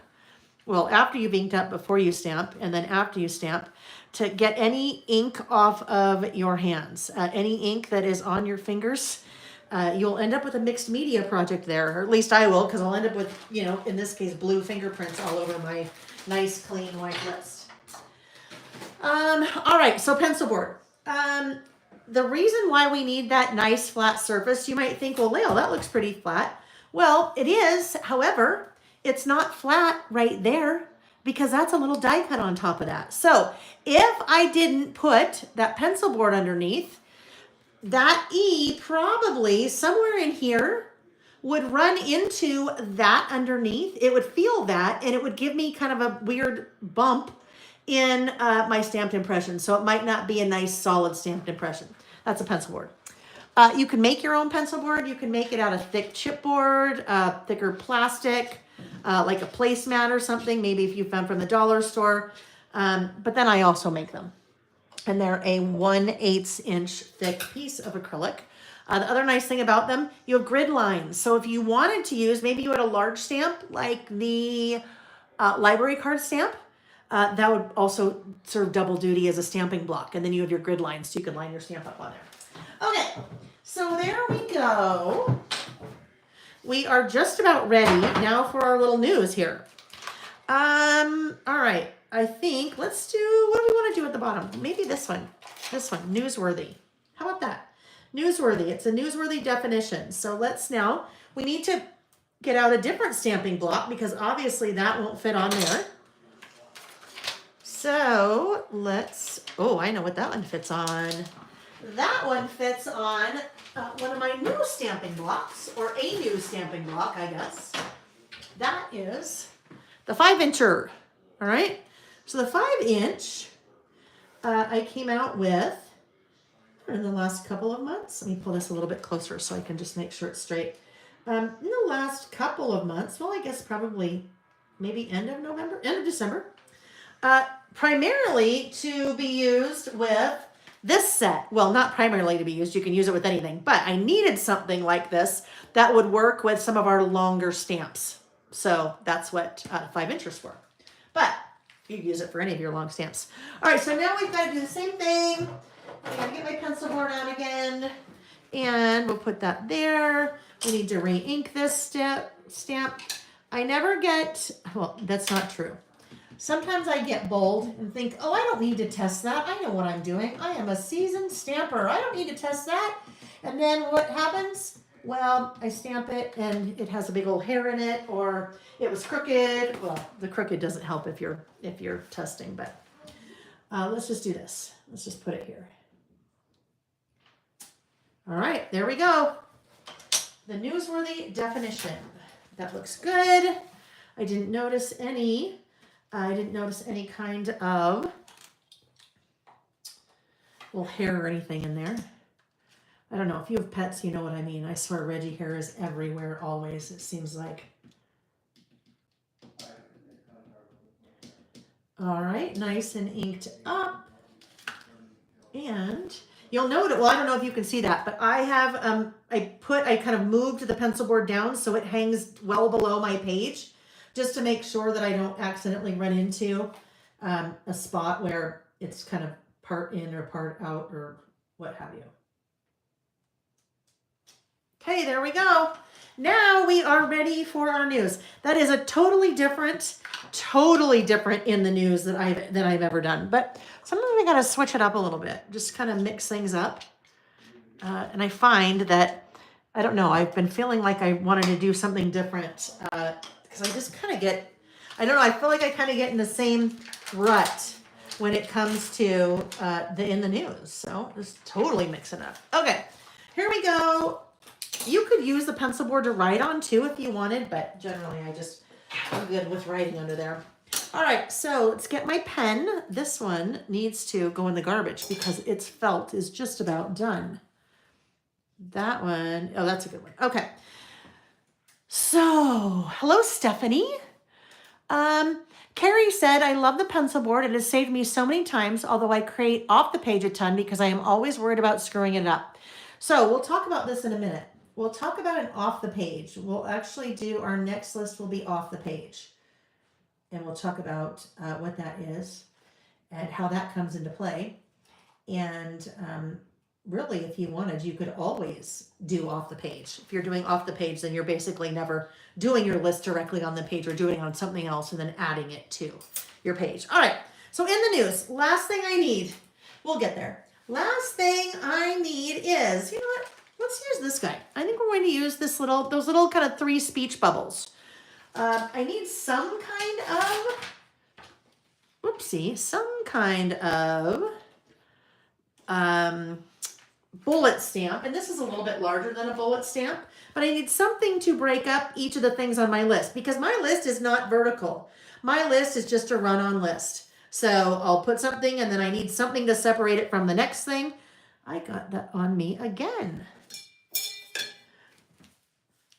Keep your wipes handy. What are you doing, honey? Why are you staring at me? Just watching. Just watching. He's standing there.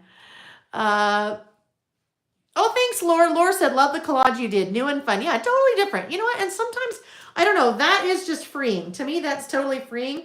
You do whatever you want. You put a bird on a Hollywood sign and an old-fashioned building and a hand holding a stop sign. All right. So again, I need a different stamping block. I could totally use this one, but it just makes life a little bit harder because I'm trying to get it even, you know, kind of get it evenly placed. I would say that is probably one of, I think, in my opinion, you'll hear me say that often, one of the biggest things that probably has helped me with my stamping is having the right size stamping blocks. I think that is I think that can be a big help. All right, so there's our first one. And our first one, now I look at my list. So I have, I need to announce that winner. I'll do that in a second. On my list, I use my little listing with Lael workbook, I think it's called, right? I think so. I have one that's a little bit different than the one on my website because there's some additional information I need that you guys don't need. But this is how I have been planning our listing sessions since 2021 in a book like this. So I have whatever the list is. Sometimes I have a sketch, sometimes I don't. There's my hand. There's a building. And then this is where I write the things on my list so that when it's time to actually put things on my list, I have my reference there. So again, just the facts. I'm only listing the facts and then we'll go from there. So let's do this. While I am starting this list, let's do the giveaway. How about that? Let's do the giveaway. I won't tell you what the prize is yet because I'm going to, well, I better tell you because it's the third list that we're doing. I'm using this product on the third list. It is a two products from my friend Kelly Bangs. Has just recently done a brand new collection with spellbinders called Just Sayin'. So I'll be using Just Sayin' this evening in our third list. I will also be using it next week when we're listing again. So there are two different die cut packs. One is more icon heavy and one is more kind of journaling heavy. So writables and the die cut. So the winner will win both of those. And the way that you participate in the giveaway, the live giveaway, is in the chat. So I'll write a few things on my list here, and then whenever I get to a point, I will stop. I will take my finger and scroll up in the chat, and wherever my finger stops, that is the person that wins. Okay? So that's a live giveaway. So New Orleans terrorist attack that killed 24 people. All right. Next up, another little like speech bubble thing there. And these are, well, I guess they are actually in order. They're in chronological order because when I am throughout the month, I don't write them on here. Throughout the month, I just have a running list on my phone. So anytime something comes up, I add it to the list on my phone. But then that would be chronological. All right. Michael J. Fox. Hillary Clinton.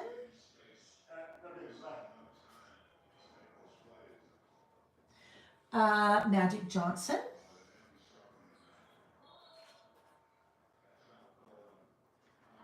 Magic Johnson and Bono were among 19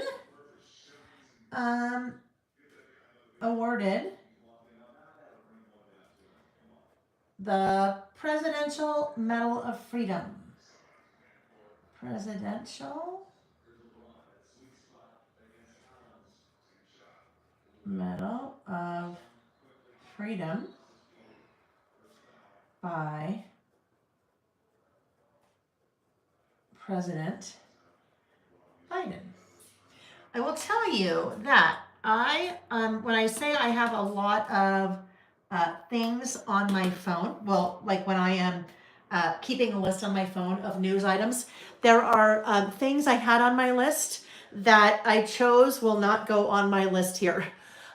There's a lot of bipartisan politics that happen in the month of January with one president going out and another president going in. So there's a whole bunch of things that I just decided, you know what, I'm going to skip over all of those things because there were some controversial things on both parties in our government here in the US. So I'm kind of like lifting out of some of those things. I mean, obviously Trump inauguration, that's a big thing. Regardless of what side you're on, that's a big thing in our country. So that's on my list. But kind of some of the rest of the stuff, just not on my list. Justin Trudeau. Now, here's something interesting. Justin Trudeau. This could be I'm sure in Canada, this could be a very controversial thing because you either like the prime minister or you don't like the prime minister. So it's just something that just seemed like it was kind of a big deal from the United States looking into Canada. Justin Trudeau announced his resignation. And I really don't follow politics really of any other country. And I don't even really follow politics in the US either. It's just sometimes it's hard to escape it. But that seemed like it was a pretty big deal. Of course, the devastating wildfires in Southern California.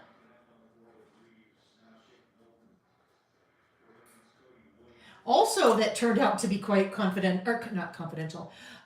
controversial in some areas. Yeah, so it's hard. Anytime it seems like these days, the news, you're like, oh gosh, gotta be careful. The US FDA, that's the US Food and Drug Administration, US FDA banned the use of red food dye. I do know that that has been banned in other countries for quite a while, but that was new to the U.S. All right, so I am going to stop there, and I will continue very quickly to finish my list, but I'm going to stop there for the giveaway. So stopping at Nancy R. Nancy R. Nancy R, congratulations. Nancy R, you are the random lucky winner. Whoopsie. Of the 2 die cut packs from the new Just Saying collection. So Nancy, congratulations. Please send an email to lailbymail@gmail.com. In the subject line, please put winner, Just Saying prize. And then in the body of the email, please add your name and address so we can get your prize shipped off to you.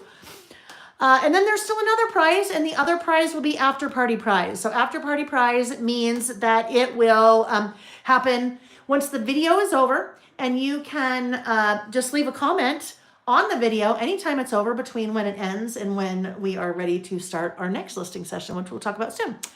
Oh, yeah, Carrie, there was a lot in the news, this for sure. I probably could have done 2 full pages. There was a lot of news. And again, I'm not listing all the news, just, whatever hit my radar. So there may be things on your list that aren't on my list, and vice versa. Israel, Hamas ceasefire, although I'm not sure if that is still happening. But that was originally announced in January. David Lynch and Bob Uecker passed away. David Lynch, writer or inventor, creator, I don't even know how you say it, of Twin Peaks and other things. But you remember the series Twin Peaks years ago? David Lynch, and then also Bob Uecker. Bob Uecker, some sportscaster, sports announcer? Ugh, don't quote me on that one. If you follow sports, Ohio State won the college football championships, national champ. What's it? Won college. I'll just say F-ball national championship.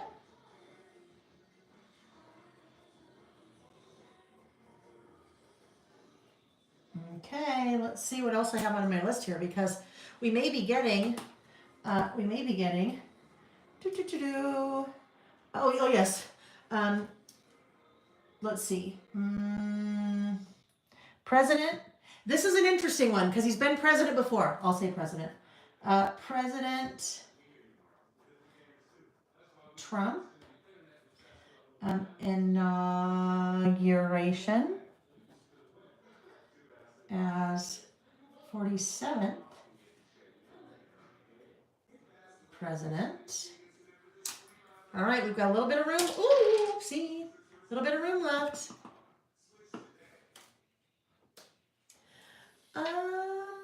Let's see. Massive Arctic blasts in all but one of the lower 48 states.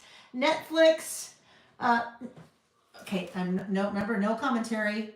Netflix gained 19 million new customers, then announced a price increase.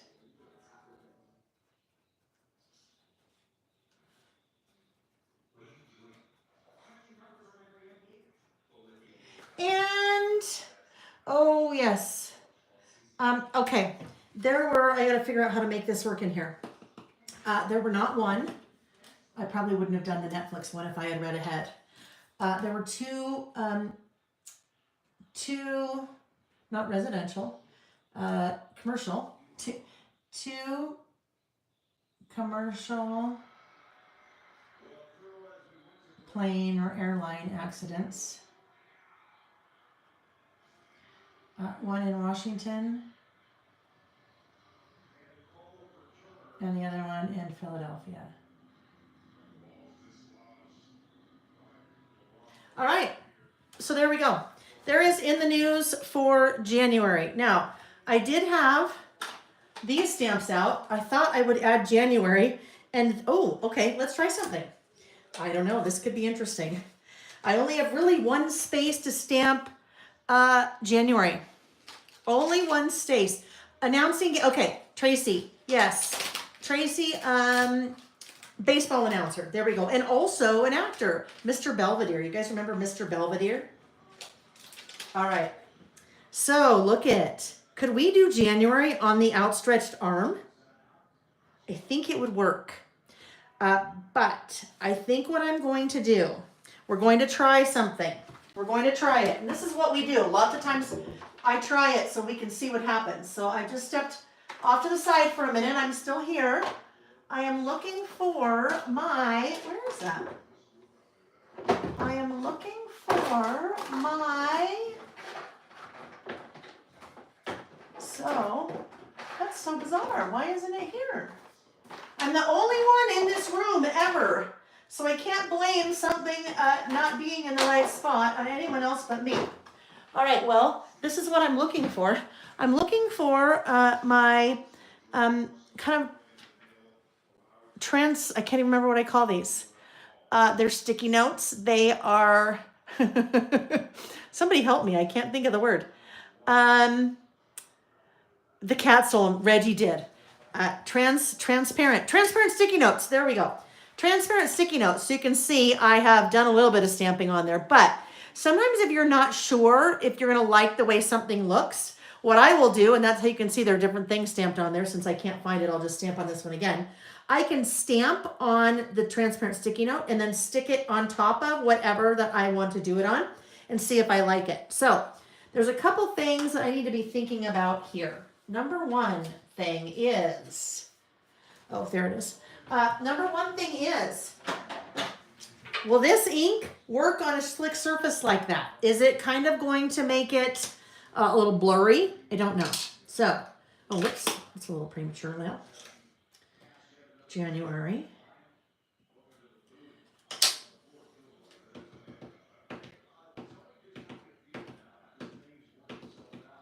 Get that all inked up. Now, if I had stays on, and I am not a fan of stays on, so I don't have it, but stays on is so I must have somewhere,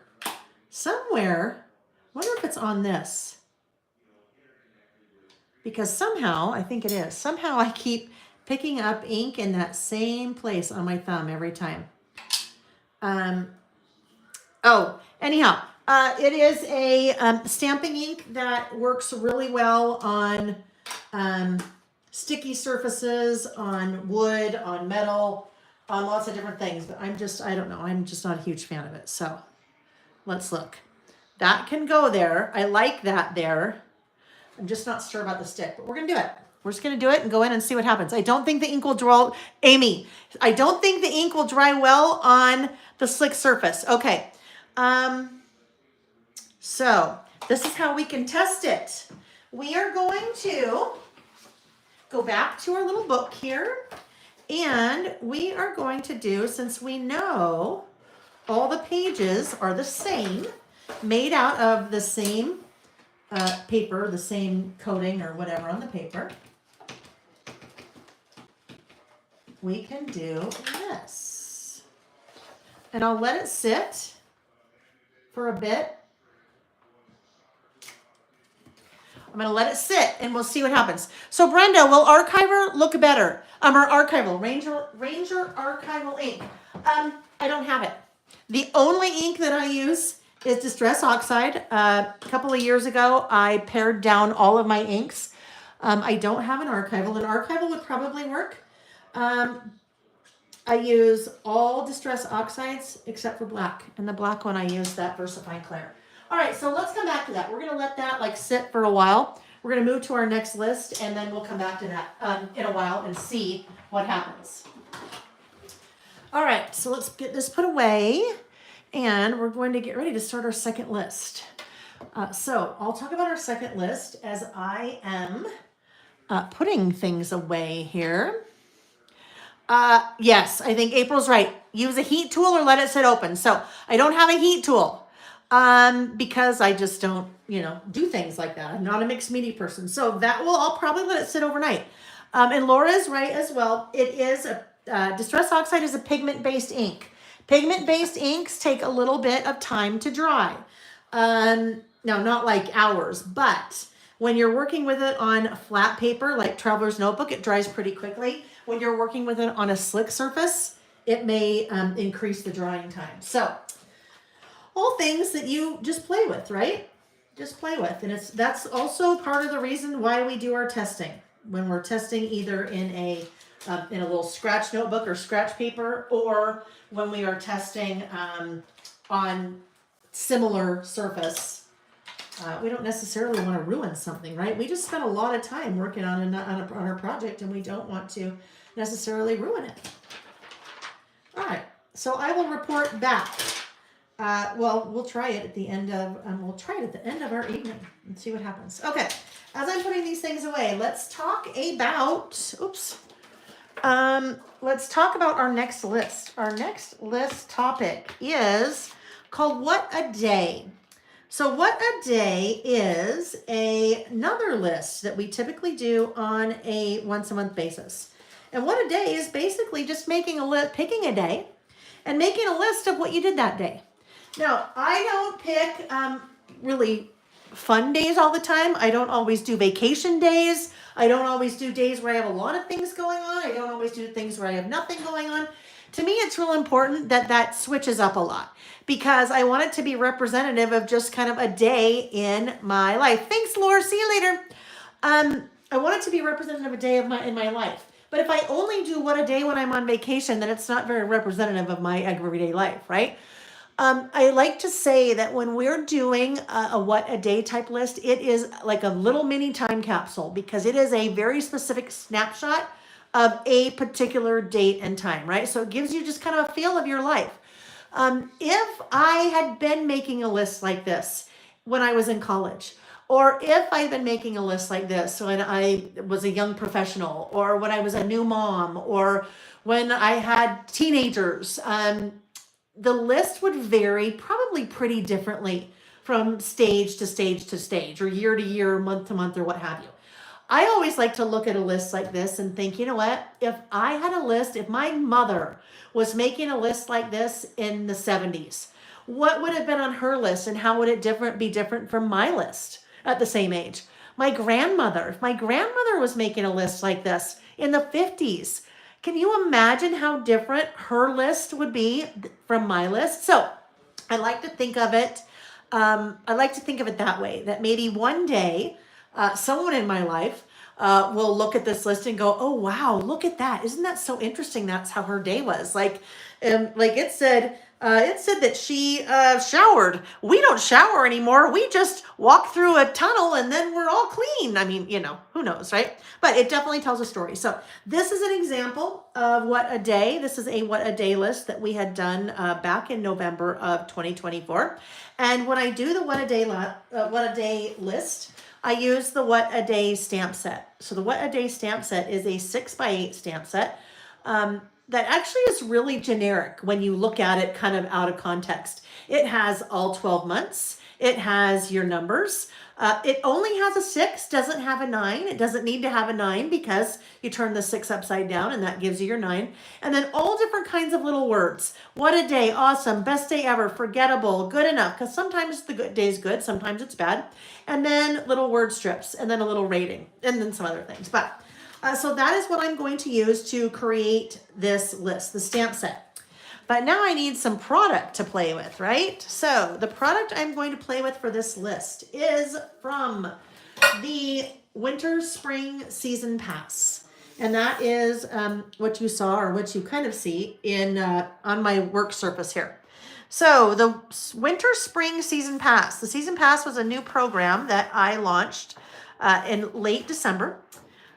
Basically gives you a small amount of product for a 3-month time period. So with that Winter Spring Season Pass, you had some papers, 12 by 12 papers, a 6 by 8 paper with cards, and then an 8.5 by 11. I'll talk about the reason for an 8.5 by 11 in a second.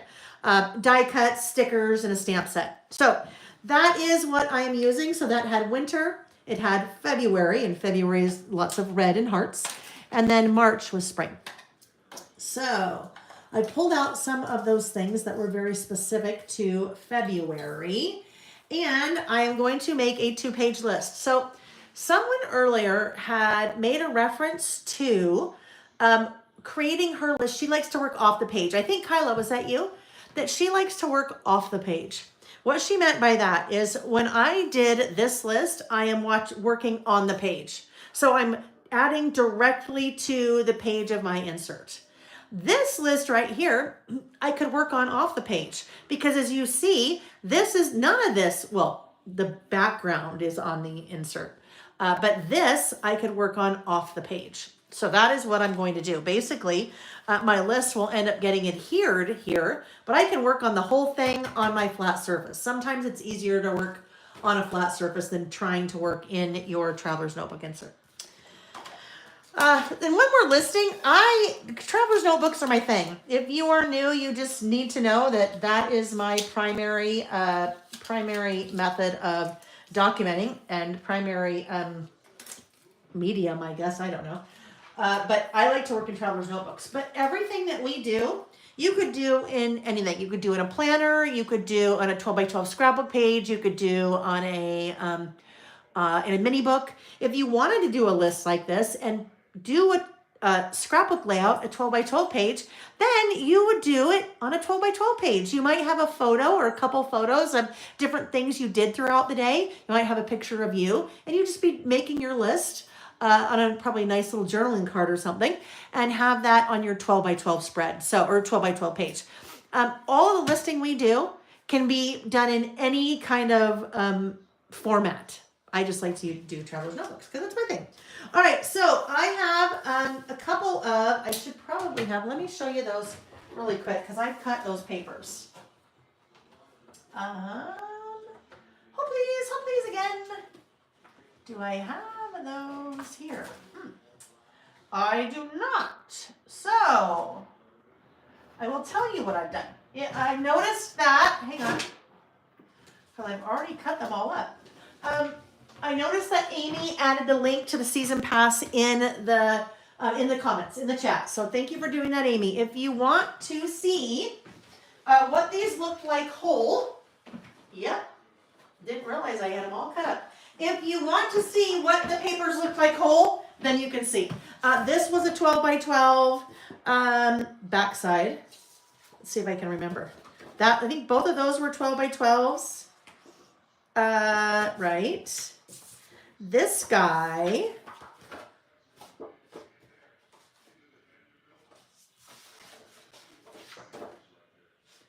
that guy was 12, but I don't know. Anyhow, I don't remember anymore, friends. I'm sorry. I should have had that. I should have that, but I don't. So some of these I cut down from a 12x12. This guy is your 6x8. And then there is one piece that's an 8.5x11. And I will just show you this from for next month, just so the spring portion. One piece is 8.5x11, and it's like this. The bees and the stripes were one page. Bees and stripes. But then, oh, I know. Okay, hold on. What's the other side of the bee? There we go. All right. Thank you. Thank you, Tracy. All right. This was the 8.5x11. That was the 8.5x11. So 8.5x11, and this is what the one looks like for next month. You have one pattern here, and on the back side you have the full pattern. The reason I did that, these will still totally work if you're working on a 12x12 page, if you are working on a mini book or something like that. But when we're working in a Traveler's Notebook, we're usually taking a 6x8 paper and narrowing it down, right? So if I can on an 8.5x11 give you one pattern and then two pattern, but then even give you another option on the back side, we're kind of maximizing the different patterns that you have to work with. All right. So when I am looking at my list, I need to figure out my left page and my right page. What I thought I might do, I thought I want to use that little card. So let me grab a trimmer. And when I start making a list, you can see from my perspective. Obviously, I picked the list first. I already know the things going on my list because I've done that over here. But then I start with product. So product a lot of times is driving where I'm going. It is the driver. All right, so let's take this little guy. Oopsie. So if that is going to go on my right page, now I need to be thinking about what that is going to go on. So it could go on there. That could be cute. It could go on this one. That could be cute. Really, it could go on all of these. Really, with the exception of that. I really don't want that to go on there because that just doesn't make any sense. It's red on red and everything totally gets lost. If I liked that look together, I would probably take a piece of white cardstock and maybe mat that so it kind of popped up a little bit. All right, so I'm not going to use that guy, although we could do that there. If we did that there, I know I want to use a stripe. So maybe we're heading that direction. All right, so let's do this. I am going to trim my papers down to 8. Can't use that one. 8 by 4 3/4. The reason I do 8 by 4 3/4 is because the inserts that I use, the Traveler's Notebook inserts that I use, are standard wide. They are 8 1/4 by 5. So 5 by 8.25. So if I trim my paper, the base that my list is going to go on, to 8 by 4 3/4, that will give me a nice little white border around my list. So 4 3/4 by 8. There we go. There is one side and this guy. So 4 3/4 by 8. Oh, and that guy had already trimmed down. Okay. So we'll bring in my insert very quickly. And when you look at it this way, now you can see what I mean when I say I have a kind of a nice white border all the way around. Probably see it a little bit better over here. All the way around the page. My inserts, the corners are rounded. So I like to come in and round the outside corners of the papers, like so. All right, there's our start, but I'm going to move that because we're going to work off the page. And we know this little guy will be over here somehow, so we'll kind of see how that works. My list will be here. My what a day list will be here. So I am going to use a piece of white cardstock. Now I have in the past, oops, sorry, bottom drawer. In the past, on a stripe like that, a nice chunky stripe, I have actually kind of written my list here. So if I wanted to just write my things in there, I could, but I like a lot of white. So I am going to take this piece of white cardstock and my pencil and do that. I still have blue. It looks like I've been playing. I have been playing, right? That's how you know you've been, and if you know me, you know I hate messy fingers. That's probably the main reason I don't do any mixed media. Much to my friend Vicky's chagrin. She's convinced she'll get me to do it one day. And I say, absolutely, just come to my house again and you give me a nice one-on-one lesson and we will do it. She said, of course I will. And I said, okay, maybe not. No, just teasing. Just teasing. Okay, so I am going to ink the edges of that just because I'd like it to, I mean, there's just a lot of white on there. And if I ink the edges of that piece, that will bring in a little bit of color. So the color that I had pulled to use, let's double check. I pulled Spun Sugar. Spun Sugar. Let's take a peek. Will Spun Sugar work? Ish, right? Not quite. So there's probably not quite one that is going to work exactly for us. So that pink is too pink. Now I could go with red, right? I could go with red, or if I wanted to go a different direction, maybe salvaged patina. Let's take a look at that. So in my hand here, I have swatched all of my inks, and then I just have them organized by color. So salvaged patina is close. I think we'll be good with that. I think we'll do salvaged. That's another one. In real life, I wouldn't say salvaged. I'd say salvaged. I don't know. I wouldn't enunciate that as much. Kind of going back to our crayons crown discussion earlier. I already have it out. All right, so now I need to get out something so I can ink those edges. Okay. I'm getting out my little daubers, all right? My Pam daubers, the little foam heads. So this is one of my Lil by Mail products. It is a foam ink blending storage kit. So you have the little box. You have 42 pre-punched little circles, not inked for you or not written on, but the circles are pre-punched for you. And then you also have 40 little Velcro pieces. And then you have 2 sheets, and the 2 sheets fit inside that little storage box. There are, I don't know, I think maybe we're up to 10 different ink manufacturers. So you have Tim Holtz Distress Oxide, Tim Holtz Distress, Gina K, Stampin' Up, Stamp Market, Ranger Archival. We just added a couple more, maybe 4 more the other day. Anyhow, we can pretty much do any type of ink to be printed up there. But basically, you're just then storing all of your little heads in that little box. That is a genius idea from Miss Amy Sonneman. Right after we first started working together, she, I don't know, came to me a couple months in and said, hey, I've had this great idea for a little storage case. And she told me all about it. And I'm like, oh, yes, because right now, well, then I just had these little heads all over the place and didn't know which color was which.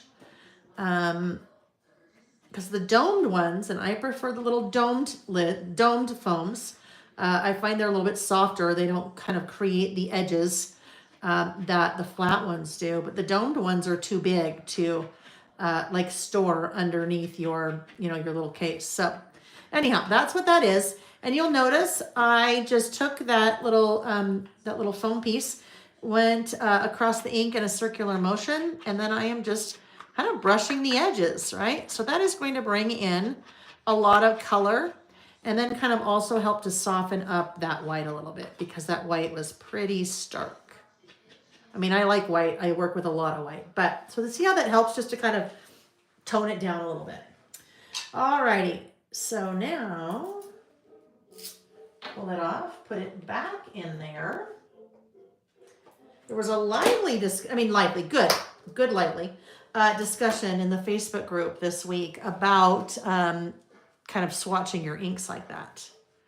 But you'll notice between that guy, this ink storage swatching, and then swatching my inks on the little ring there with my Swatch with Ink stamp set. To me, it's really important that I have all of my colors like that swatched. It's way easier and way less frustrating when I'm looking for a blue to be able to do this and flip through to figure out which blue I want, or to know I have the right color on my little foam guide. When I'm working with colored pencils, same thing. To have things swatched, because then, oh yeah, see, look remember when I mentioned little stray cat hairs? 1, 2, 3. That's why we test our stamps first before we stamp, because you never know when a stray red, not, I don't mean for you, I mean for me. I never know when a stray Reggie hair may work its way into my stamp. Okay, there we go. Now, oh yes, what a day. I was thinking about our next list. So when I'm gonna have this one open for me so I can remember what I do. Thank you, Amy. Amy said if you need a special type of insert, send me an email and I will make it for you. Yes. And then we'll just add it to the website so other people can, have it as an option when they order as well. That happened a couple times this week. Somebody requested Simon Hurley, and then that trickled down to, I added VersaFine Claire, and then also someone asked about Ranger Archival. So you can always ask, just like we were talking about with Simple Stories or any manufacturer, if they stop doing a product or you want them to do a product. Doesn't hurt to ask, right? You never know. You never know how easy or difficult it may be for somebody to do something like that. Alrighty, so this is going to be for February. Now guess what? I totally forgot January, so I don't have January what a day, but that's okay. So I have January 10th. This is January 10th, so I pulled, February 10th. I pulled February, the 1 and the 0, and then I'm going to pull a little TH right there. And I'm also going to pull my little days of the week. And those are generally what I use. Okay, now before I start anything, I can see I did not clean off one of my stamps last time. So that's not very good. I do want to clean that off before I get too far. Just looking at the size that I probably need for my stamping blocks. All right, so starting out with this, my 10. Oh, no, we'll do February 1st. All right, so February, that's another one, right? How many of you guys say February? Especially if you're spelling it, February. Anytime I'm spelling February, in my head, I say February. Same thing for Wednesday, right? If you just sound it out. All right, so February. Let's just use this over here. Oh, that looks good. I like it. There we go, February. The months in this stamp set use the same font as the olive stamp set, the olive alpha. So if you're like, ooh, I kind of like that, font, same font, February. All right, that's good. So clean it off very quickly and then put it away. Again, the nice thing about this stamp set is it's great for what a day, obviously, but when you look at the months and the numbers and things like that, you can really use it for lots of different things. Oh yes, we need this guy now too. This one is the first letters of the days of the week. Whoopsie. Let's fix that way. SMTWTFS. Sunday, Monday, Tuesday, Wednesday, Thursday, Friday, Saturday. Okay. Ink that. And that, I usually slide. I'm just going to bring this a little bit closer to me so I can get bird's eye view. Here's the other thing. When you are stamping, for me, I stand all the time. When I'm working on any kind of project, when I'm crafting, when I'm teaching, when I do our listing, I am standing the entire time. I've just always done that. And now it's to the point, if I try to craft or do anything like this sitting down, it gets so messed up because I don't have a bird's eye view. That's the first thing. I don't have a bird's eye view. Bird's eye, like looking at it, like a bird's flying. A bird can see a lot, bird's eye view. But the other thing is, when you are standing, you are not using your little T-Rex arms. What I mean by that, if you're sitting down, if you do this with your arms, your range of motion when you're for your arms when you're sitting is very limited, right? You can only go so far. You only have this much room for your arms to work, right? Those are called your little T-Rex arms. When you're standing and you do the same thing, your range of motion is so much greater, which means your leverage is so much greater when you're stamping. So I always stand when I am stamping because I stand all the time. But I even recommend, if normally you sit while you're crafting, and if you can stand, good idea to stand. I think you'll find you get a much better impression when you are standing. At least that's what I found. So this is February 10th. So I put my little one right here. Just kind of eyeball that. Look how juicy. I call the Distress Oxides a juicy ink. They're a pigment-based ink, pigment-based inks. That's one of the reasons why they take a bit longer to dry than a dye-based ink is because they, well, I say juicy. Juicy is not really a technical term. I just call them juicy.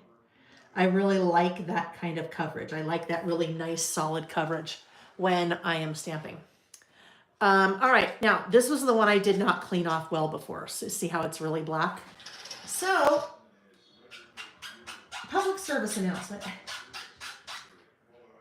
After dinner, wash your dishes and put them in the dishwasher, or wash your dishes and put them away before all the food dries on them the next morning when you go to deal with them. That's like your stamps, right? If you clean them right away, they clean up very easily. I had to get a little bit of elbow grease in there, right, to get that black off. So I was probably in a hurry before and didn't do that. Here's the other thing. Really important to dry your stamp very well before you pick up the ink, before you ink the stamp. The reason for that is pigment-based inks are water reactive. Because they are a wetter ink, a juicier ink, they take a little bit to dry. They can react with water, and you can do some really cool things with them, really cool watercolors and ink blending and things like that. That's not me, I don't do those things.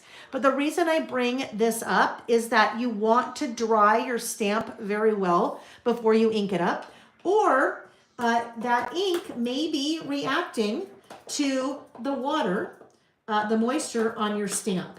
I notice if that happens, it probably happens the most with the kind of minty colors like that, where it actually kind of starts to pull in a little bit of green. It's like the pigment changes a little bit to green. So always a good idea. Get in the habit, clean your stamps right after you use them.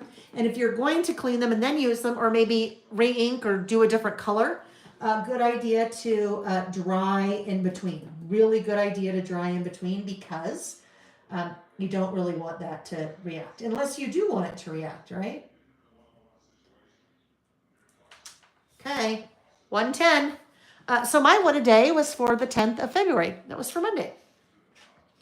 And, you know, as you're thinking about it, if you are doing a list like this, as you're thinking about it, you probably want to think about it maybe the day before. So like I started thinking on Sunday, I'm like, you know what? I think I'm going to do it for tomorrow, the 10th, because it's easier then just to be jotting things down throughout the day that you did, as opposed to the next day or a couple days later be like, oh, okay, what did I do again on the 10th? Now you probably know if you went to the dentist on the 10th, but you may not know all the other things that you did on the 10th. All right, there we go. I love, love, love using Salvaged Patina because it just seems to have a lot of pigment to it. So it always gives us a really nice, solid stamped impression. Hello, Carrie Evans. Yes, joining late, but better late than never. Absolutely. And you know what? I always say, there's no late here. There's no late here. It's like an open house, right? Open house from 2 to 4 on Saturday. No. It's just an open house. So you come and you go as you please. Just happy to have you guys. You know that. I hope you know that. All right, where did my Sharpie go? All right, there we go. Okay, so usually I like to do just a nice little separator here before I start my little list. I can hear in the other room. Must be a jazz game on. I can hear Nick watching basketball in the other room. It's so fun. Nick's mother is 81, and she loves the Utah Jazz basketball. She is the biggest die-hard fan. You can't even believe it. And so, before every game, and she just watches them from, at home on TV. We have offered many times to take her to a Jazz game in person. Nope, she wants to watch them at home. Totally fine. She, before every game, email or texts, probably 10 of us. Me, Nick, both of the boys, grandkids. I mean, she texts, go Jazz or whatever. And then she has multiple text conversations going with different people all during the game. So it's fun, kind of fun. So I'm sure Nick is having a lively text chat with his mother. Alrighty, so we are now ready to do our little list here. So for our list, I need a bullet. And you know what? Because it is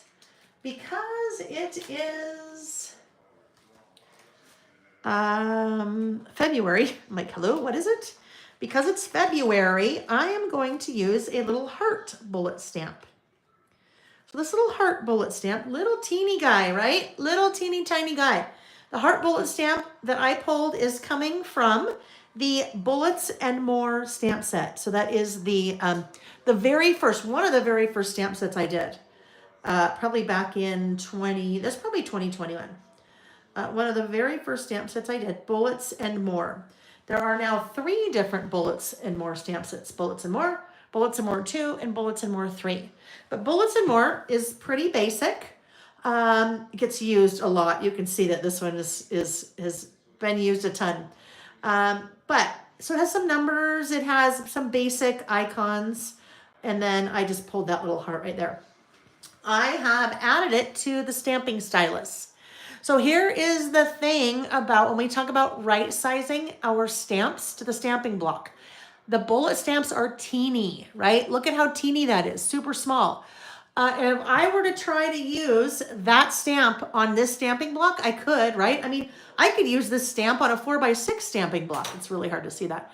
I could use that stamp on a 4x6 stamping block. It would totally work. It just would be really hard to do to get a nice even impression because it's so small. So right size your stamping block. Bullet stamps I'm always using on the stamping stylus. So another one of my products, it is a stamping block. It's just a totally different shaped stamping block than we're used to, right? Because this is very familiar shape that our hand is used to working with, right? We write with the pen, so similar. There's one thing that is super important feature of the stylus, and that is this little sticker that's right there that just looks like a little brand, right? It's a little squirrel and it says stamping stylus. But that is there for a reason other than having the brand on there.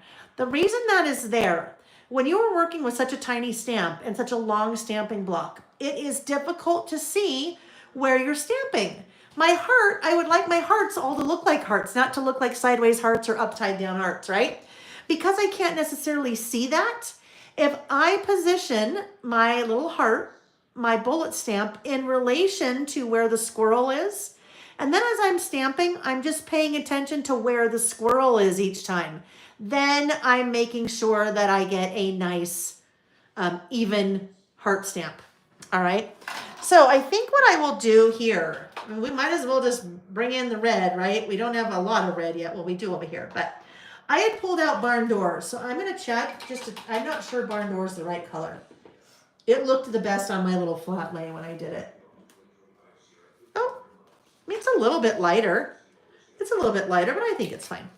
All right. So what I'm doing, let me just hold off for 1 second. I probably, before I do anything here, I probably need to figure out a little bit of my decorating, or I'm going to run out of room. So, the decorating is important, right? It's an important part of the process. So die cuts, same little bear that is on the card. I have, this little guy is kind of cute, this little fox. Maybe my little fox can go right there. Reggie hair, literally everywhere. He really likes to be in here with me, and sometimes he likes to be like right here with me. So I think that's what has been going on there. Oh, I also have this little guy. Maybe we'll do this little owl. Little owl?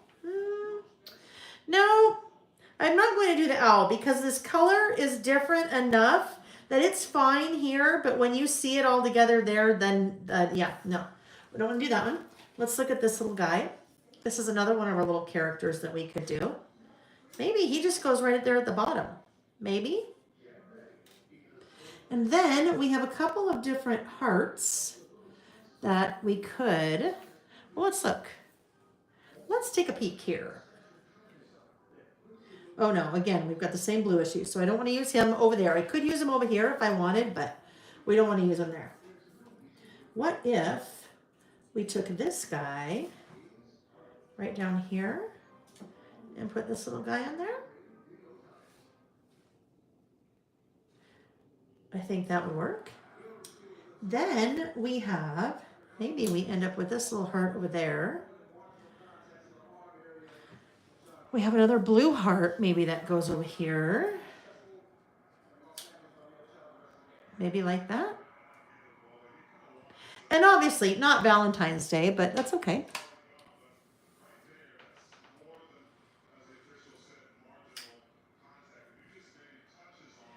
Oh, I feel like that guy just got shoved there. Maybe we'll take a red heart. Maybe we'll do a red heart over here. Like that. All right, if I'm doing a red heart here, I don't also want to do my little red hearts here. I think that will be a little overkill. So let's go ahead and get these little guys down. Actually, you know what we could do? What if we move him over there and then we use one of our little words or word strips from here? Great day. So it actually wasn't a great day. Part of it was, but part of it was not. So I think we'll do this happened. This happened is pretty neutral. And this will be on my list, but I took my dad to a new doctor. I won't get into all the reasons why he needed to see a new doctor. But my dad has Alzheimer's. And took him to a new doctor. He just had to have for some insurance purposes, he had to have a non-VA. My dad is a veteran. He had to have a non-veteran primary care physician. So his primary care physician is a doctor at the VA, but had to have a non-veteran primary care doctor. So found him a new doctor, a geriatric doctor, and went to visit her. And when I got home, Nick walked in and I started sobbing. There's more to that story, but it was not, it just, oh my gosh, it was, I don't know. She was very interesting. So she's a geriatric doctor, okay? And I'm just chit-chatting, filling this space while I'm doing, working here. She's a geriatric doctor and she only takes, Kelly, I'll answer your question in one sec. She only works with, obviously older patients, but she also only works with, patients that have dementia or Alzheimer's, right? So when that is your practice as a doctor, you pretty much figure that you probably really know that type of patient very well.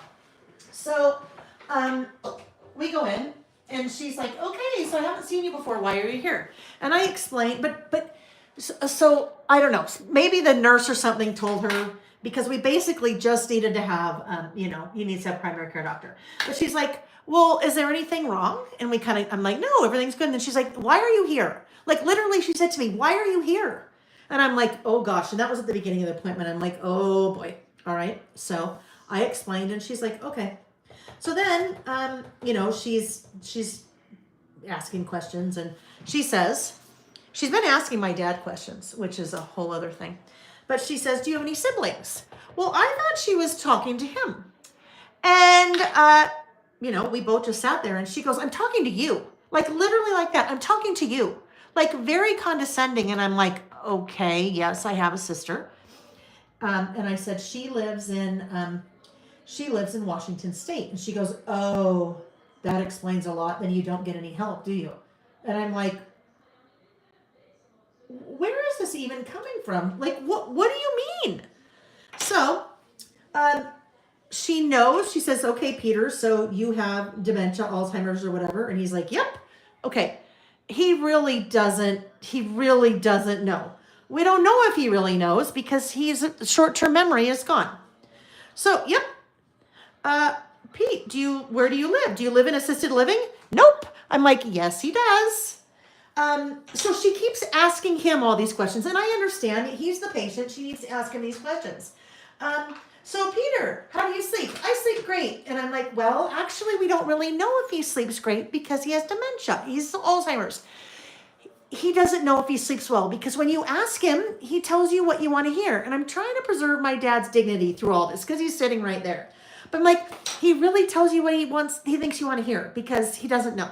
Okay, Peter, are you in any pain? And I'm like, again, he will tell you. He says no. And I'm like, we don't really know if he's in any pain because he says he's never in any pain. If he's in pain, he forgets. She's like, okay, so this went on for an hour. Literally would ask him a question. He would say something. And I'm like, no, actually. And I was just like banging my head up against the wall. It was so frustrating. And I don't know. And she made me feel just like a horrible person, which there's a quote by Eleanor Roosevelt that is one of my favorite quotes. I'm looking for a piece of hair that says, no one can make you feel inferior without your consent. I think that's the gist of it, right?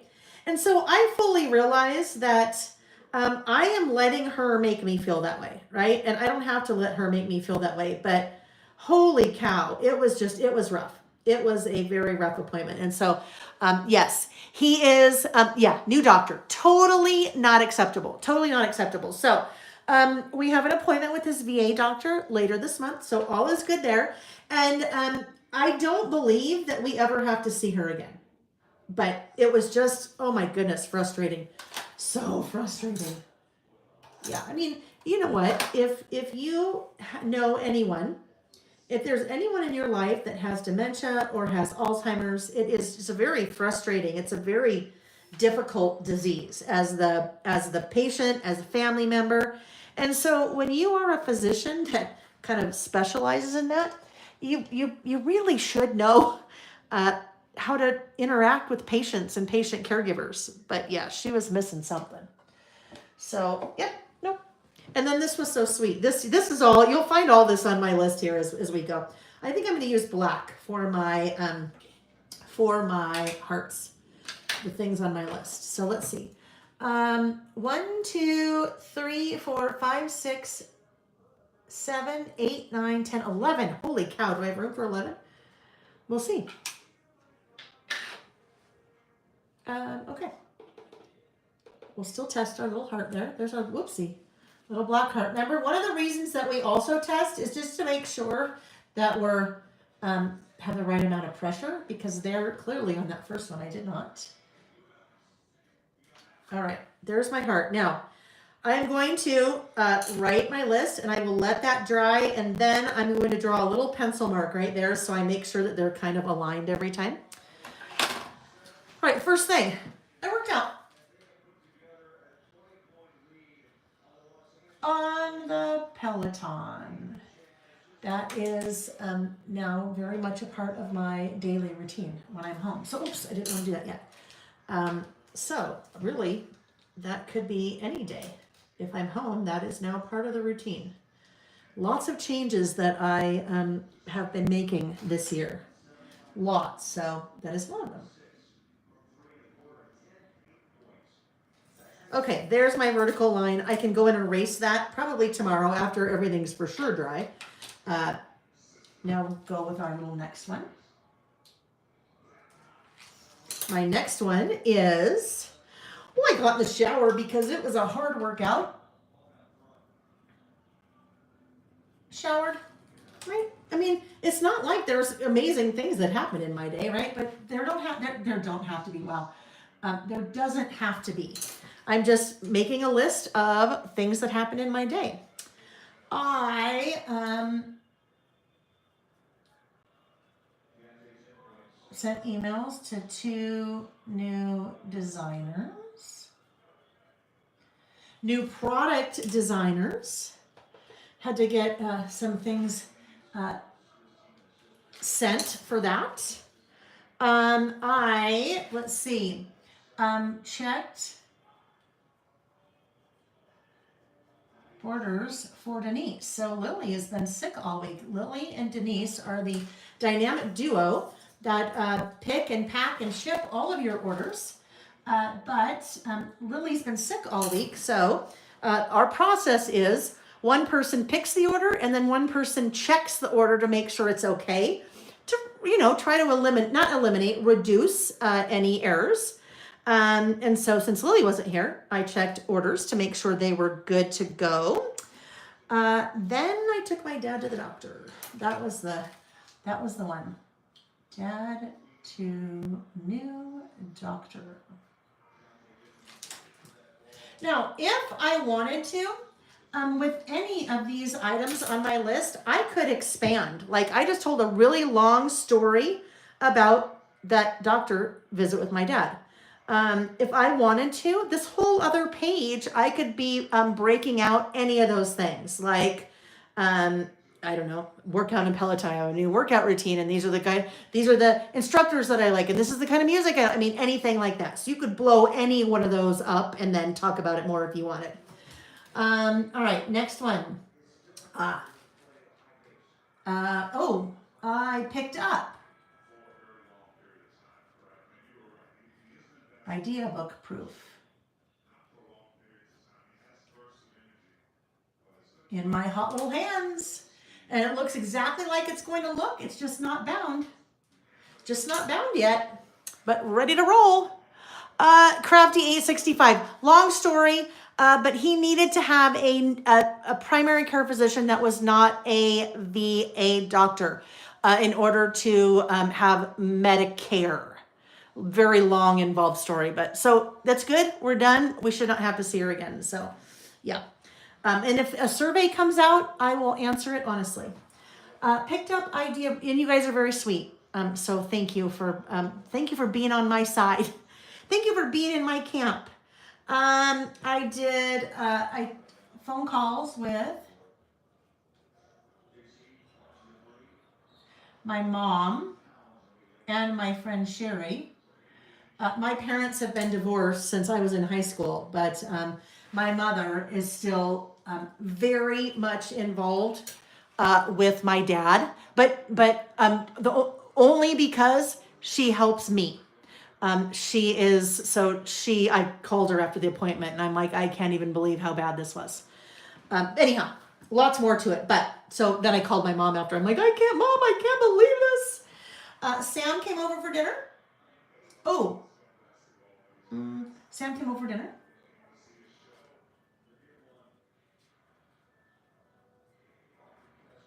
Sam's our younger son. Samuel P. That's what I call him, Samuel P. His middle name's Peter. That's why I call him Samuel P. Or I call him Lou. Sam Beluski, Sam Baloo. Lou. We did a really fun list probably 3 years ago about nicknames, like nicknames in your family. And I did a list about the 4 of us in the family and our nicknames. So that was kind of a fun one. I did, let's see, the email.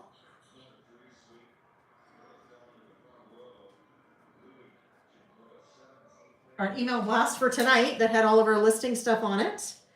And then to wrap up the evening, Nick and I have started watching a new series called Doc. Anyone watching that? Doc. D-O-C. Doc. Doc. Doctor. Doc. My mother is a rock star. My mother is a rock star. My mother is the kind of person that makes you want to be a better person. Yes. And the only reason she does it is because it helps me immensely. Nancy's father has dementia. It's very difficult. She said, I can certainly identify with your frustration, sadness, and search for answers. Thank you, Nancy. I appreciate it. It is, and I'm sorry. I'm sorry that you're going through that as well. Crafty 865 said her mother-in-law is beginning dementia. Yeah, it is That is a dementia, Alzheimer's is a, I mean, okay, here's the deal. There's no good disease, right? There's no good disease, but that one is pretty rough. It is pretty rough. Jackie, have a good evening. Jackie is headed to bed. Long work day tomorrow. Uh, yeah, it was her specialty, Tracy. I know. She said her husband's stepmother has this and it's heartbreaking as she's in the later stages. Oh gosh, yeah. And you know what? In the grand scheme of things, Carol K, the treadmill, Peloton treadmill, not the bike. Bikes and I are not very good friends. I had a biking accident when I was, oh my gosh, I don't know, in first grade or something, and I ran into a foam pole and knocked out some teeth. So you don't find me on a bike very often.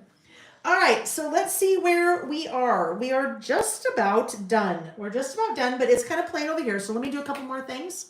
And then, oh heavens, friends, what may end up happening here is, we're going to talk about our next list. I'll do part of our next list. We'll see how far we get in our next list. You know me, I like to talk, and so we are, I mean, we're not behind because they're like on a Saturday, there's just, you know, whatever time we have, we do. And sometimes it lasts for many hours, but it is 8:45 my time, which is, you know, still relatively early. I am happy to say that for one of the first times in my life, before a trip, I'm leaving town tomorrow, I have my suitcase already packed. Normally what would happen is that we do our listing. I would go have a quick snack because I haven't had dinner. I'd sit there for a while, talk to Nick. Nick would be like, you need to pack because I'm going to want to go to bed soon. I'd be like, oh my gosh. And then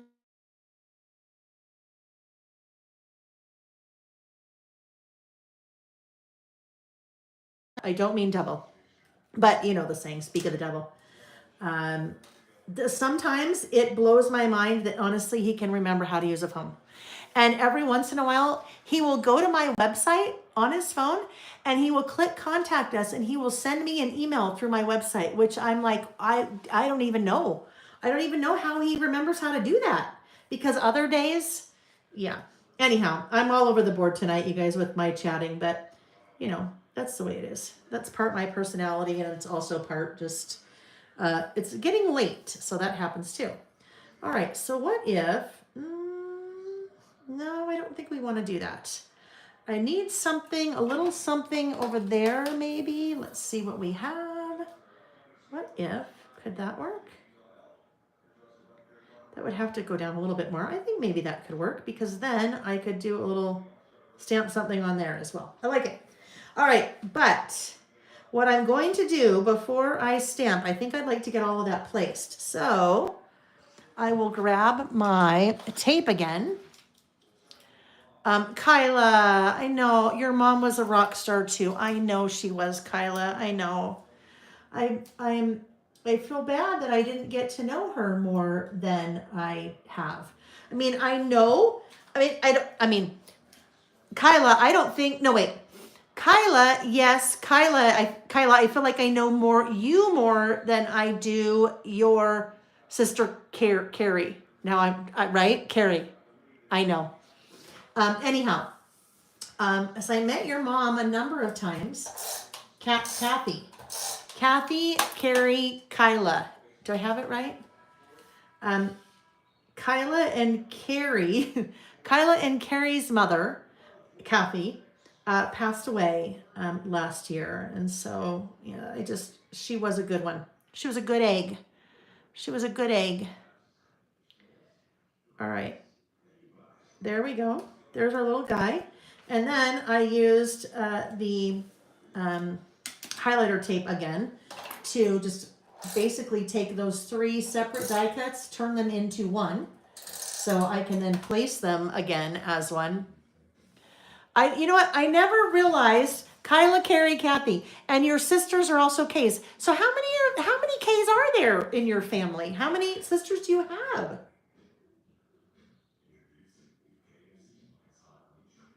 All right, here we go. This is going to go right there. And then we will pull that off with the, there we go. That's so much easier to pull that off when you're pulling off die cuts as opposed to really thin paper. Alrighty. In hindsight, I do not love that color with this, but that's okay. It's all right. It's good. It's good in the neighborhood. All right, so now let's look for one of these little words. So this happened, right? So, right, I'm not necessarily a great day. I mean, it was fine. How about if we do this? Let's take the rating. We'll take the ratings sticker. Take the rating little stamp on that What a Day stamp set. Will that fit? It will. And we will stamp black on that little pink banner. Ooh. Yeah, I definitely was not paying enough attention to that. Those stars are very fine. So that's one, again, testing. We know we don't need to apply a ton of pressure there. We just barely want to kiss it. Just barely. All right, there's my little rating. And I don't know, I'd probably rate it a 3. There was something I did not add in there that I should have added. After I came home from my appointment with my dad, and then Nick came home, I was in here in my craft room working, and he walks in and he has this bag that's just on my floor. He has this bag in his hand. Minky Couture is a local Utah company that makes these really neat blankets, and you can see it's like red for Valentine's Day. So he walks in with that and a card, and the poor guy, I start like bawling.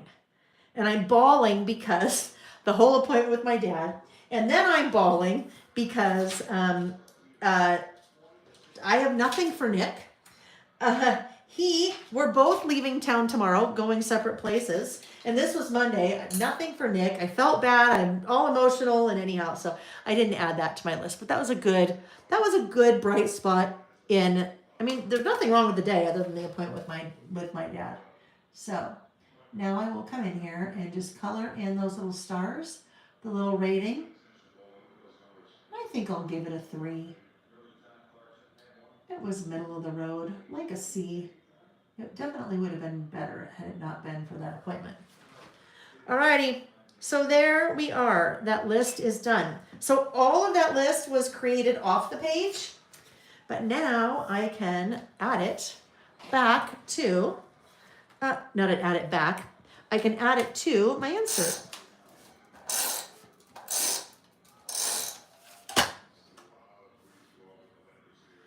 All right, there's the left page. Right page, that's not left. And here's the left page. This one is the left page.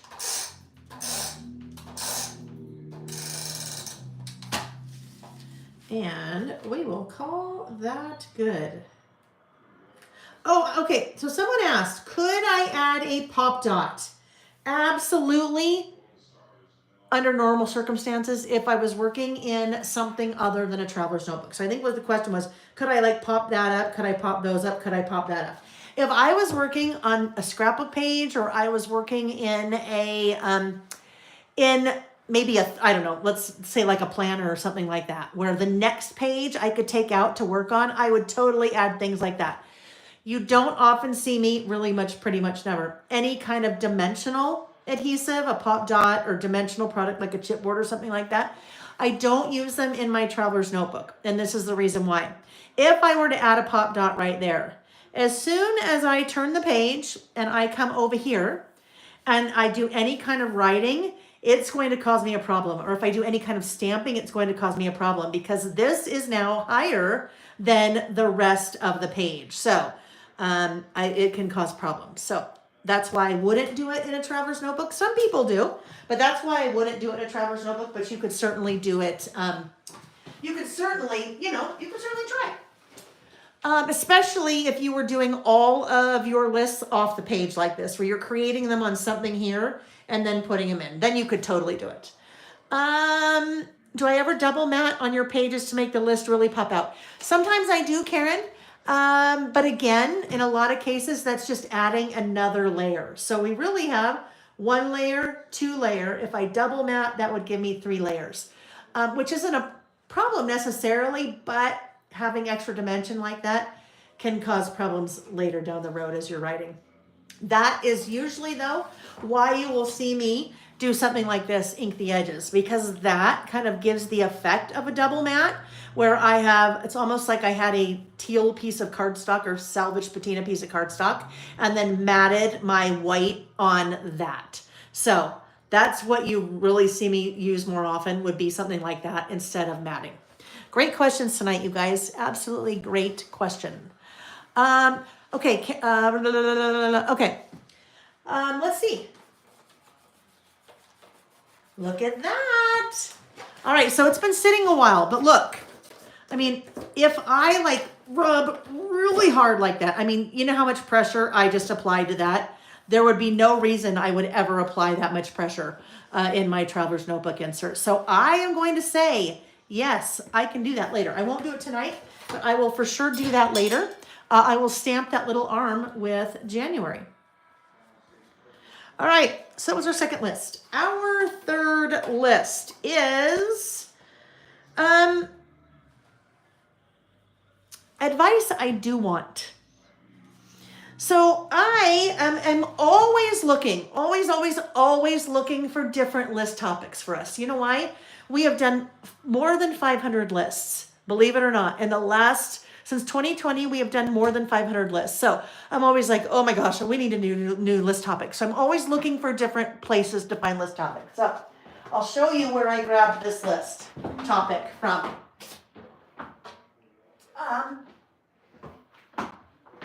This, I don't remember where I found this, where I saw it. I'm sure I got it on Amazon.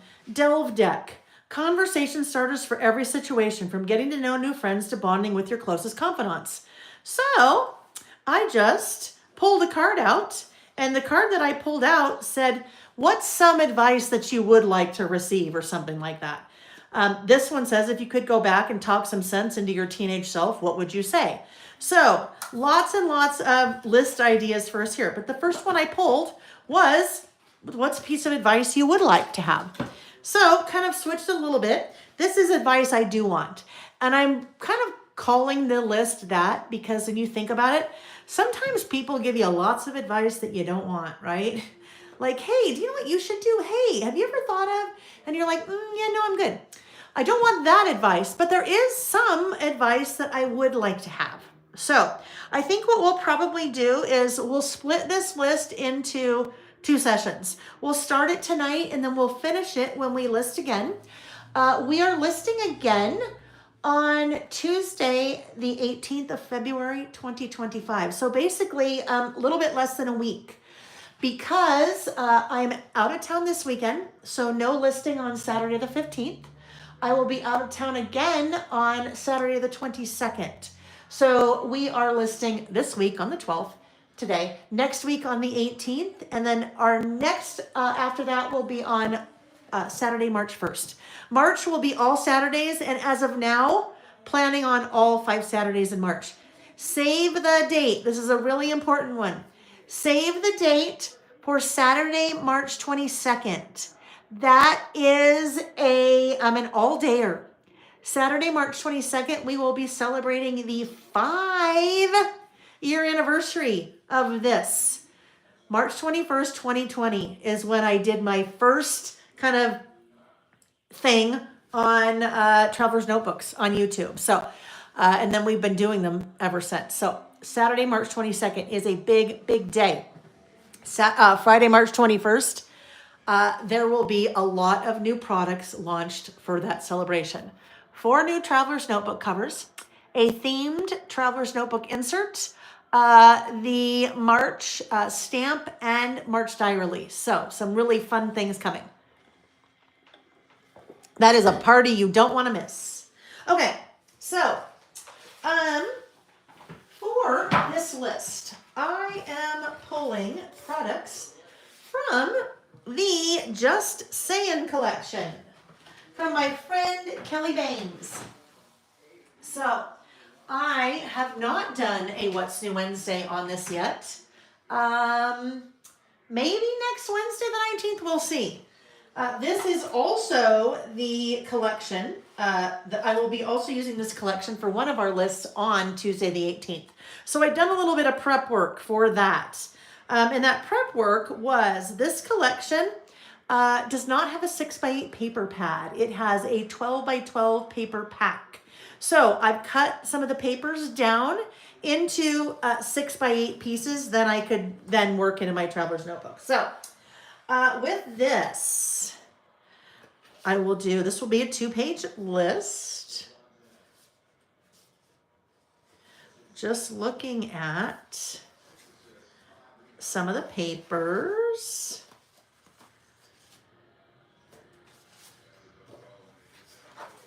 Maybe this one and that one. A lot of color. Look how much that changes when I bring that one in instead of that one. I know I don't want to use this because there's a piece that I want to use that's the exact same pattern. If I put this one in there, that works too, but that is a lot. So I think I'm going to use those 2 pieces, but I think I might flip-flop them like that. All right, this will be another, I will do this one off the page. So I will create these 2 pieces just like I created those, and then I will come in and adhere them when I'm done. All right, so because I had trimmed these down ahead of time to 6x8, I'm going to trim them again to 4 3/4 wide. 4 3/4 wide, because as I mentioned, I use a standard wide traveler's notebook insert. Oopsie. Standard wide traveler's notebook insert, which is 5 by 8.25. And so I like to trim my base papers down to 8 by 4 3/4. So I have a nice little round border all the way around. Nice little white border. So like that. And you can see a little bit of white, which is really nice with something like this. So that's pretty bold, really bright. So it'll help to have a little bit of a grounding white behind it. All right, so yeah, it is a beautiful, yikes. Those are a lot. So Carolyn, do you mean this one? I'm assuming you don't mean that one. Do you mean that one? I'm just curious. Kelly said her colors are always fun. Carolyn, yep, okay, so Carolyn said, I know, you do you. You know that's something that I say often, right? You do you. Now what's going to happen, you'll notice it won't stay like that, right? Because I will do my list on there. So there'll be white on there, and it'll be a nice pop of color, and you won't see as many flowers. All right, so I think what I may do, we may put that guy right there. We're not going to may do it. We're just going to do it. We've been doing that a little bit more lately. We always have a piece like that. If we are working with a 6x8 paper, we always have that piece left over that we cut off. So sometimes it is fun to add it to the other side, just to kind of make a little connector like that. So we did that recently. Oh, here, we did that recently here. So we actually did the reverse of it, right? We did this way, and then I just trimmed that piece down. So really I could have trimmed this piece. I could have had that, you know what I mean. Let's see if we've done that. Oh, we did that here too. So kind of, especially this one, this were 2 totally different lists, same general topic, but help to kind of bring them all together by using that piece that we cut off onto the separate side. Hello, Miss Kelly Bangs. I love it. Kelly Bangs in the house. Yes, Kelly. Kelly said, welcome, Miss Kelly Bangs. Kelly said, my friend has told me you're using Just Saying, and I had to come see. So fun. Yes, Kelly. So using it tonight, also using it again on Tuesday night. So everyone, meet my extremely talented friend, Kelly Bangs. Some of you may know Kelly, and you may not have even known that you know Kelly. You may not have even known that you knew Kelly. Kelly is one of the designers at Simple Stories. So, and this one is the one I'm going to mention right now is very different from her usual collections that you see there. But she designed the front porch collection. She designed the Crafty Babe collection. She designed, oh my gosh, a ton of them. Kelly could tell us, but when you look at Kelly's work, you know it's Kelly's work. It just, she has a very fun, distinct style. Yeah, so we're using Just Saying tonight and next week as well. Okay, so that's the start of our list. We need some white cardstock again. And I think, oh, here we go. Because you know, I can't write my list on, well, I mean, I could, but I'm not going to. Designer in the house. Yes, Tiny Moments with Jen. Designer in the house. Love it.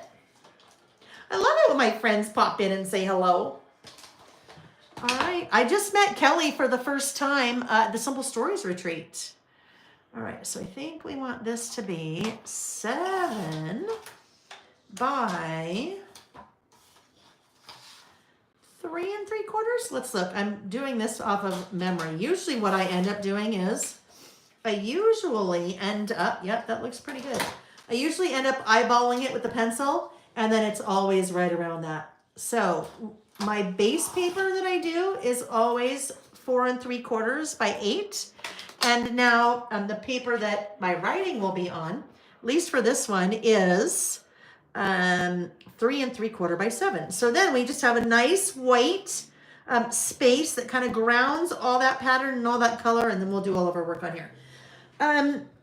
I need an ink color. So I definitely want to ink the edges. And I think what I will do, hey Sonos, stop music. I don't even know how that happened. My Sonos just started playing. All right, you got to be careful with YouTube. If you start playing music, you will go in YouTube jail. So don't want to do that. Well, music that's not licensed. Okay, so let me grab, that totally set me off. I'm like, wait a minute, what's going on? My train of thought. All right, Kitsch Flamingo, I think Kitsch Flamingo? Picked raspberry? I think Kitsch Flamingo will be a little softer. So we are going to ink the edges again, like we did on our last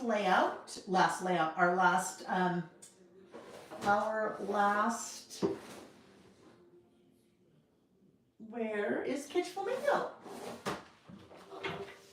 I think I had it pulled. So because I am out of town this weekend, and because we were listing again on Tuesday, I had to get all the photo taken and all the kind of things out for Tuesday for the email to go out this weekend. And so I think I had Kitsch Flamingo out, and Lord only knows where it ran off to.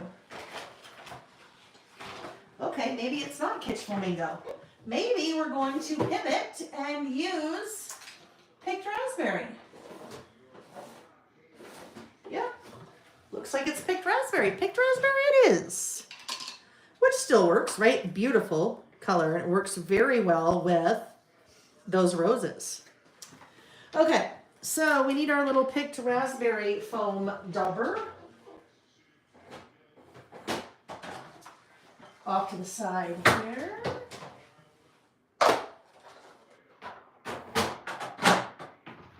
And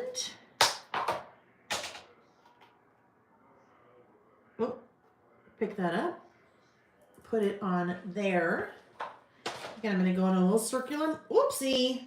I think that one may need, I think I need a new one of those. This one gets used a lot.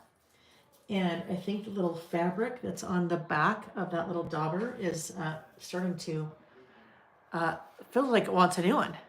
Pivot. Oh, yes, pivot. That's the best word, isn't it? Pivot. So pivot is a reference, as Ms. L says, pivot, pivot, pivot. That is a reference to a Friends episode where Rachel, Jennifer Aniston, and Ross, David Schwimmer, and, oh golly, Now I've totally, I can't remember his name. Matthew Perry. But I don't remember his name in the show. Anyhow, they are trying to get, if you don't know that comedy, the series, they live in New York in an apartment. And part of it's elevator, but part of it's walk up, and they are trying to get a couch up the stairs. And at one point, the stairs takes a 90-degree angle, right? And so they are trying to get the couch up the stairs. And Ross is yelling, "Pivot!" Chandler Bing, thank you, Chandler. Yes, Chandler Bing. And he's yelling, "Pivot, pivot, pivot." Because he's like, you need to pivot the couch. Well, hello, it's a couch. It's a little hard to pivot. Anyhow, that's a good one. That's a good one. I would like to watch Friends again. I mean, it's been obviously many years, but I don't think you can find it. I don't think you can find it on a streaming service anymore. I think you just have to catch it on wherever it is. So as Nick and I have been watching that new doc series is about a female physician who, in the very first episode, she gets in a car accident, and she has amnesia. She cannot remember the last 8 years of her life, and so she anyhow, it's very good. We're enjoying it. But then I was saying to Nick, oh my gosh, because when you go into, I can't remember if I think it's Hulu. No. Well, yeah, you can watch it on Hulu, but I think it's on regular TV. Anyhow, on any of the streaming services, when you watch something, it says, oh, if you liked this, you might like this other show. And of course, it came up with Grey's Anatomy. And I'm like, oh, wow, that would be interesting to watch Grey's Anatomy again, because Grey's Anatomy, you can on Max. Oh, on HBO Max. I think we have Max. I don't know. I can't keep track of all the streaming services. And so it's Grey's Anatomy. I'm like, oh gosh, Grey's Anatomy. That'd be interesting to go back and watch all of those from the beginning. And I'm like, well, that's like 80 years worth, because it seems like, I don't even know if it's still on, but it seems like it was on for a very long time. Like 20 years or something, wasn't it? I don't know. Long time. All right, so I'm just getting the base of this ready, and then we will finish this up. This is the first list that we will start on next week. On Tuesday, that's crooked. On Tuesday, the 18th is when we're listing next. Tuesday, February 18th, because we are not listing this Saturday because I am out of town. All right, so there we go. A little bit too long. Let me just, Carrie, that was the show that never ends. I know, doesn't it seem like it? I agree. It seemed like it went on forever. All right, there we go. Now, the one thing I did have, this is funny. Here's my sketch. Advice I do want, which will be my title, on Tuesday where I will stamp advice. And over here, I had a little banner with some flowers on it. So this is the part I will do, and then we'll kind of say goodbye for the night until next week. All right, so I have pulled out 2 different packages of die cuts from the collection. One are the writables. So the writables, for simple, kind of if you think of the journal bits for simple stories, how you can write on a lot of those. They're not really icon heavy. They are more things that you can, write on, writables. And then the cardstock, kind of these are your regular icons. So lots and lots of icons. What is fun with this collection with Spellbinders, Kelly Bangs, is that you have 2 each of each piece. So this one, 80 pieces, 40 designs, 2 each of 40. This one, 166 pieces, 83 designs. So sometimes when you use something and you're like, I wish I had another one of those. In the pack, you have 2. So that's kind of nice. All right, so my first thought was I would take this little guy, that pink tag, and I am going to modify it. So let's find our little pink tag in here. Pink tag without trying to get all these out and make a mess, because that's what's going to happen, This list, again, we'll pick it up again next week, is advice I do want. Because sometimes there's advice you do not want. So what I'm going to do with this guy, I am going to cut it off probably about right here.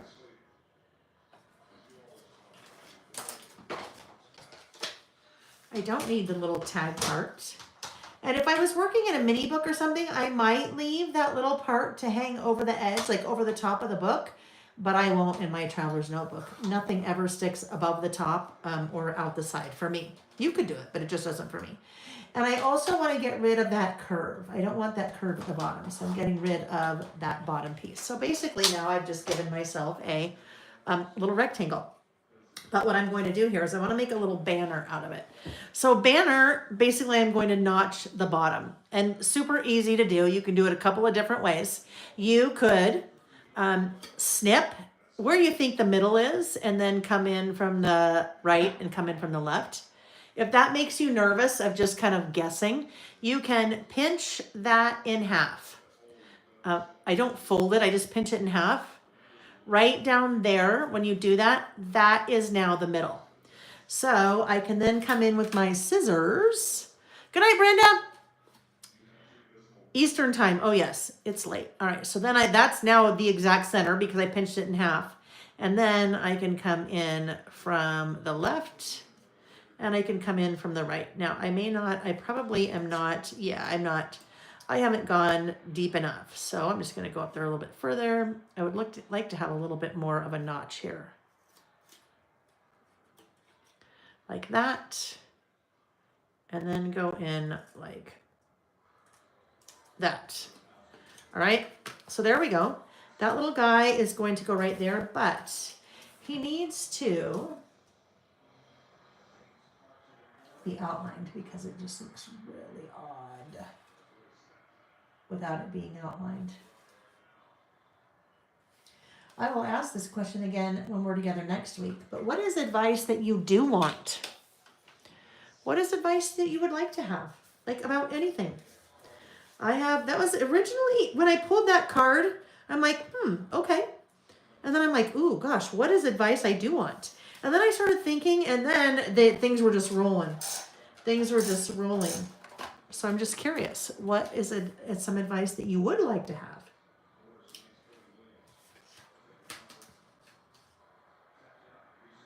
Okay, there it goes there. Now we will do our little outlining here.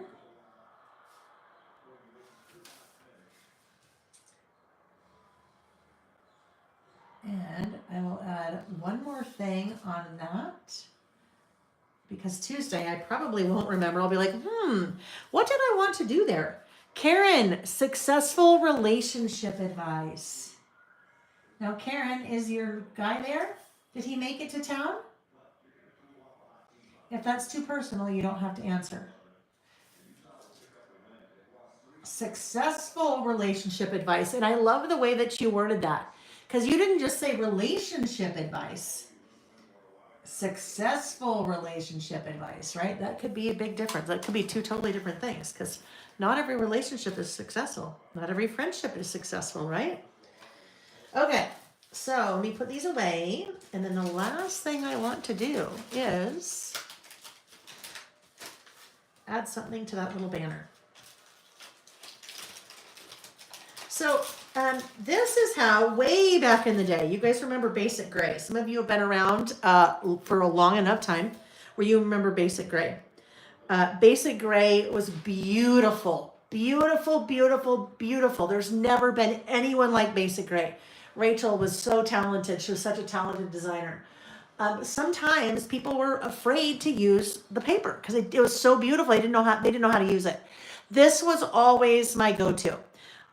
And when you have a really busy, bold pattern like that, my go-to was always to ground it with something. I use white in a lot of my projects just because that's just me, right? That's just who I am.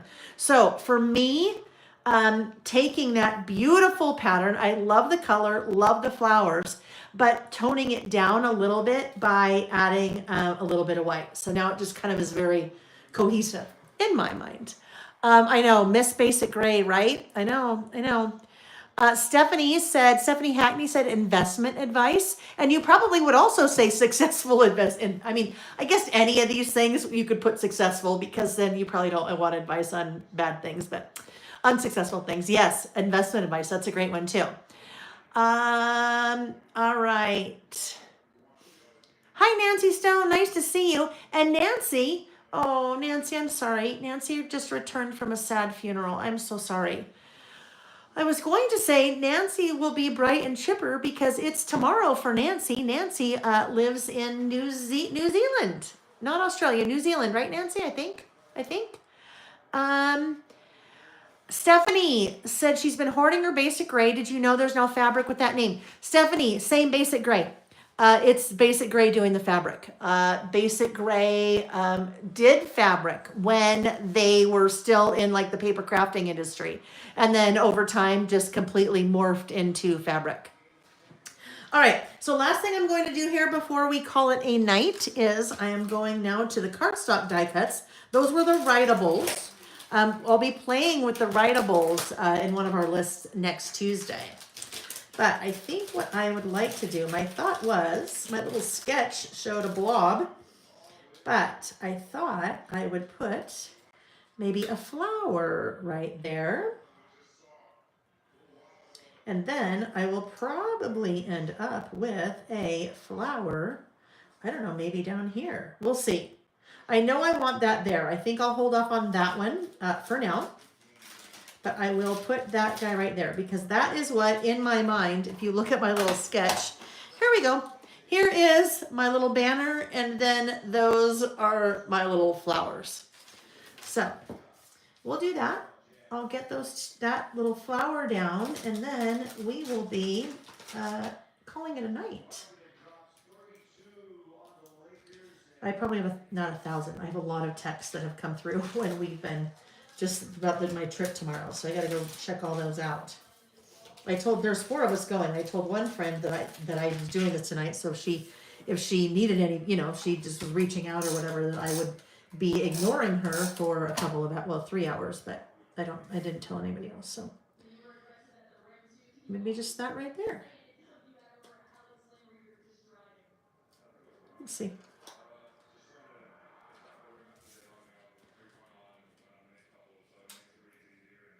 Oh, it needs to be where I had it. What I may end up doing next week, I might add another little banner layered on there maybe. Just to make it so you can see that it's a banner, because right now, actually, that would probably work. And then I'll add something there because now it's just 2 things. When I'm layering, I generally like to add odd numbers instead of even, so I'll add something there. But there's the start. There is the start of our list for next week, and it is advice I do want instead of advice I don't want. Advice I do want. Kelly, yes, that's another one. Sassafras Lass, right? Back in the day, right? Basic Gray, Sassafras Lass, Daisy D's, Simple Story, Scenic Route, lots of them. All right, I am going to move the lights a little bit. I am going to try to flip this camera. Just remember that the technology is all goofy, despite all of my tries to figure out what the heck has been going on. Chatterbox, another one. Chatterbox, yes. We could probably go on a list for days. Sorry, I just need to wait for this to switch to make sure I'm not upside down. I'm a little shiny. Oh gosh, way shiny, but not upside down. I was too close to the camera there. All right, friends. Little Yellow Bicycle. Yes, right? There are lots of companies that we wish that were around. A lot. No, Andrea, still not fixed. I have literally tried everything. I have Googled. I've done so many different things to try to figure out what's going on. My last ditch effort will be tomorrow when I can't do it. I'm afraid to do it when I have a YouTube scheduled. So I haven't scheduled any future ones until I try this tomorrow. But it is to delete the YouTube app from my phone and reinstall it. It just started happening one day, this weird mirror thing. I mean, done the exact same thing for 5 years, and then all of a sudden it started doing this weird mirror thing. So things are a little bit different. Yeah, I've tried in the settings. I know I have. I've tried all the things, and nothing works. So I don't know what it is. Obviously open to any advice. That is advice I do want, if you know. But yeah, I've tried all the mirror things and the front camera, turn it off, and do the back camera and all that. But so what gets really funny is here now we get the outtakes in a second, because then I have to walk around the room and then try to hit the button to turn it off. So anyhow. All right, friends, there we go. So we got 2.5-ish, almost, lists done tonight. We will be listing together again on Tuesday, February 18th. I am out of town this weekend, so we will not be listing on Saturday the 15th. So we'll be listing again Tuesday, February 18th. And then after that, we will not be listing again until Saturday, March 1st, because I will be out of town again, 2 weekends in a row. So that is the plan. Remember today's giveaway, the after party giveaway, is that set of the writables, Just Saying die cuts, and then the Just Saying regular kind of icon based die cuts. The way you participate in the giveaway, once the video is over, leave a comment on the video. You can do that anytime between when it's over now and then right before we're listing again on Tuesday. So right before we hop on, I will draw a random lucky winner from those comments. Those of you, great news, those of you that ordered the Our Story mini book project kit, which was set to begin shipping mid-February, I'm a couple days early. So start shipping tomorrow. Start shipping tomorrow, February 13th. I got it all done before I head out of town. So start shipping tomorrow, February 13th. And that is the Our Story mini book project kit. I think that's all I have to share for tonight, friends. Have a good rest of your evening. Get some good rest. Have a great weekend. Have a wonderful Valentine's Day or Galentine's Day. Or remember, even if you don't have romantic love in your life, it's okay. There are lots of things that you can love. Go back to last week's or Saturday's list. We did a whole list about things that you love right now. It doesn't have to be people. Because I know it can be a hard day. So enjoy Friday, whether it's Thanksgiving. Sorry, it gets late and I get a little punchy. Enjoy Friday, whether it is Valentine's Day or it's just another Friday heading into the weekend. Long weekend, maybe for you. Monday is President's Day. So enjoy your weekend, and I hope to see you here again on Tuesday night. Calendar's that way. Tuesday night, the 18th, 2025 of February, where we will work on 3 more lists. All right, friends? Okay. Now here's the outtakes, because now I have to walk around behind the camera since it's all messed up. I'm walking around behind, and I really have to stretch. Oh, hello, Reggie. And find the button. Oh, up here. All right, friends. Good night. Oh, yes, thank you for the reminder, Elizabeth. Hit the thumbs up button. Oh, over here. Hit the thumbs up button. Thanks, friends. Good night. Bye-bye.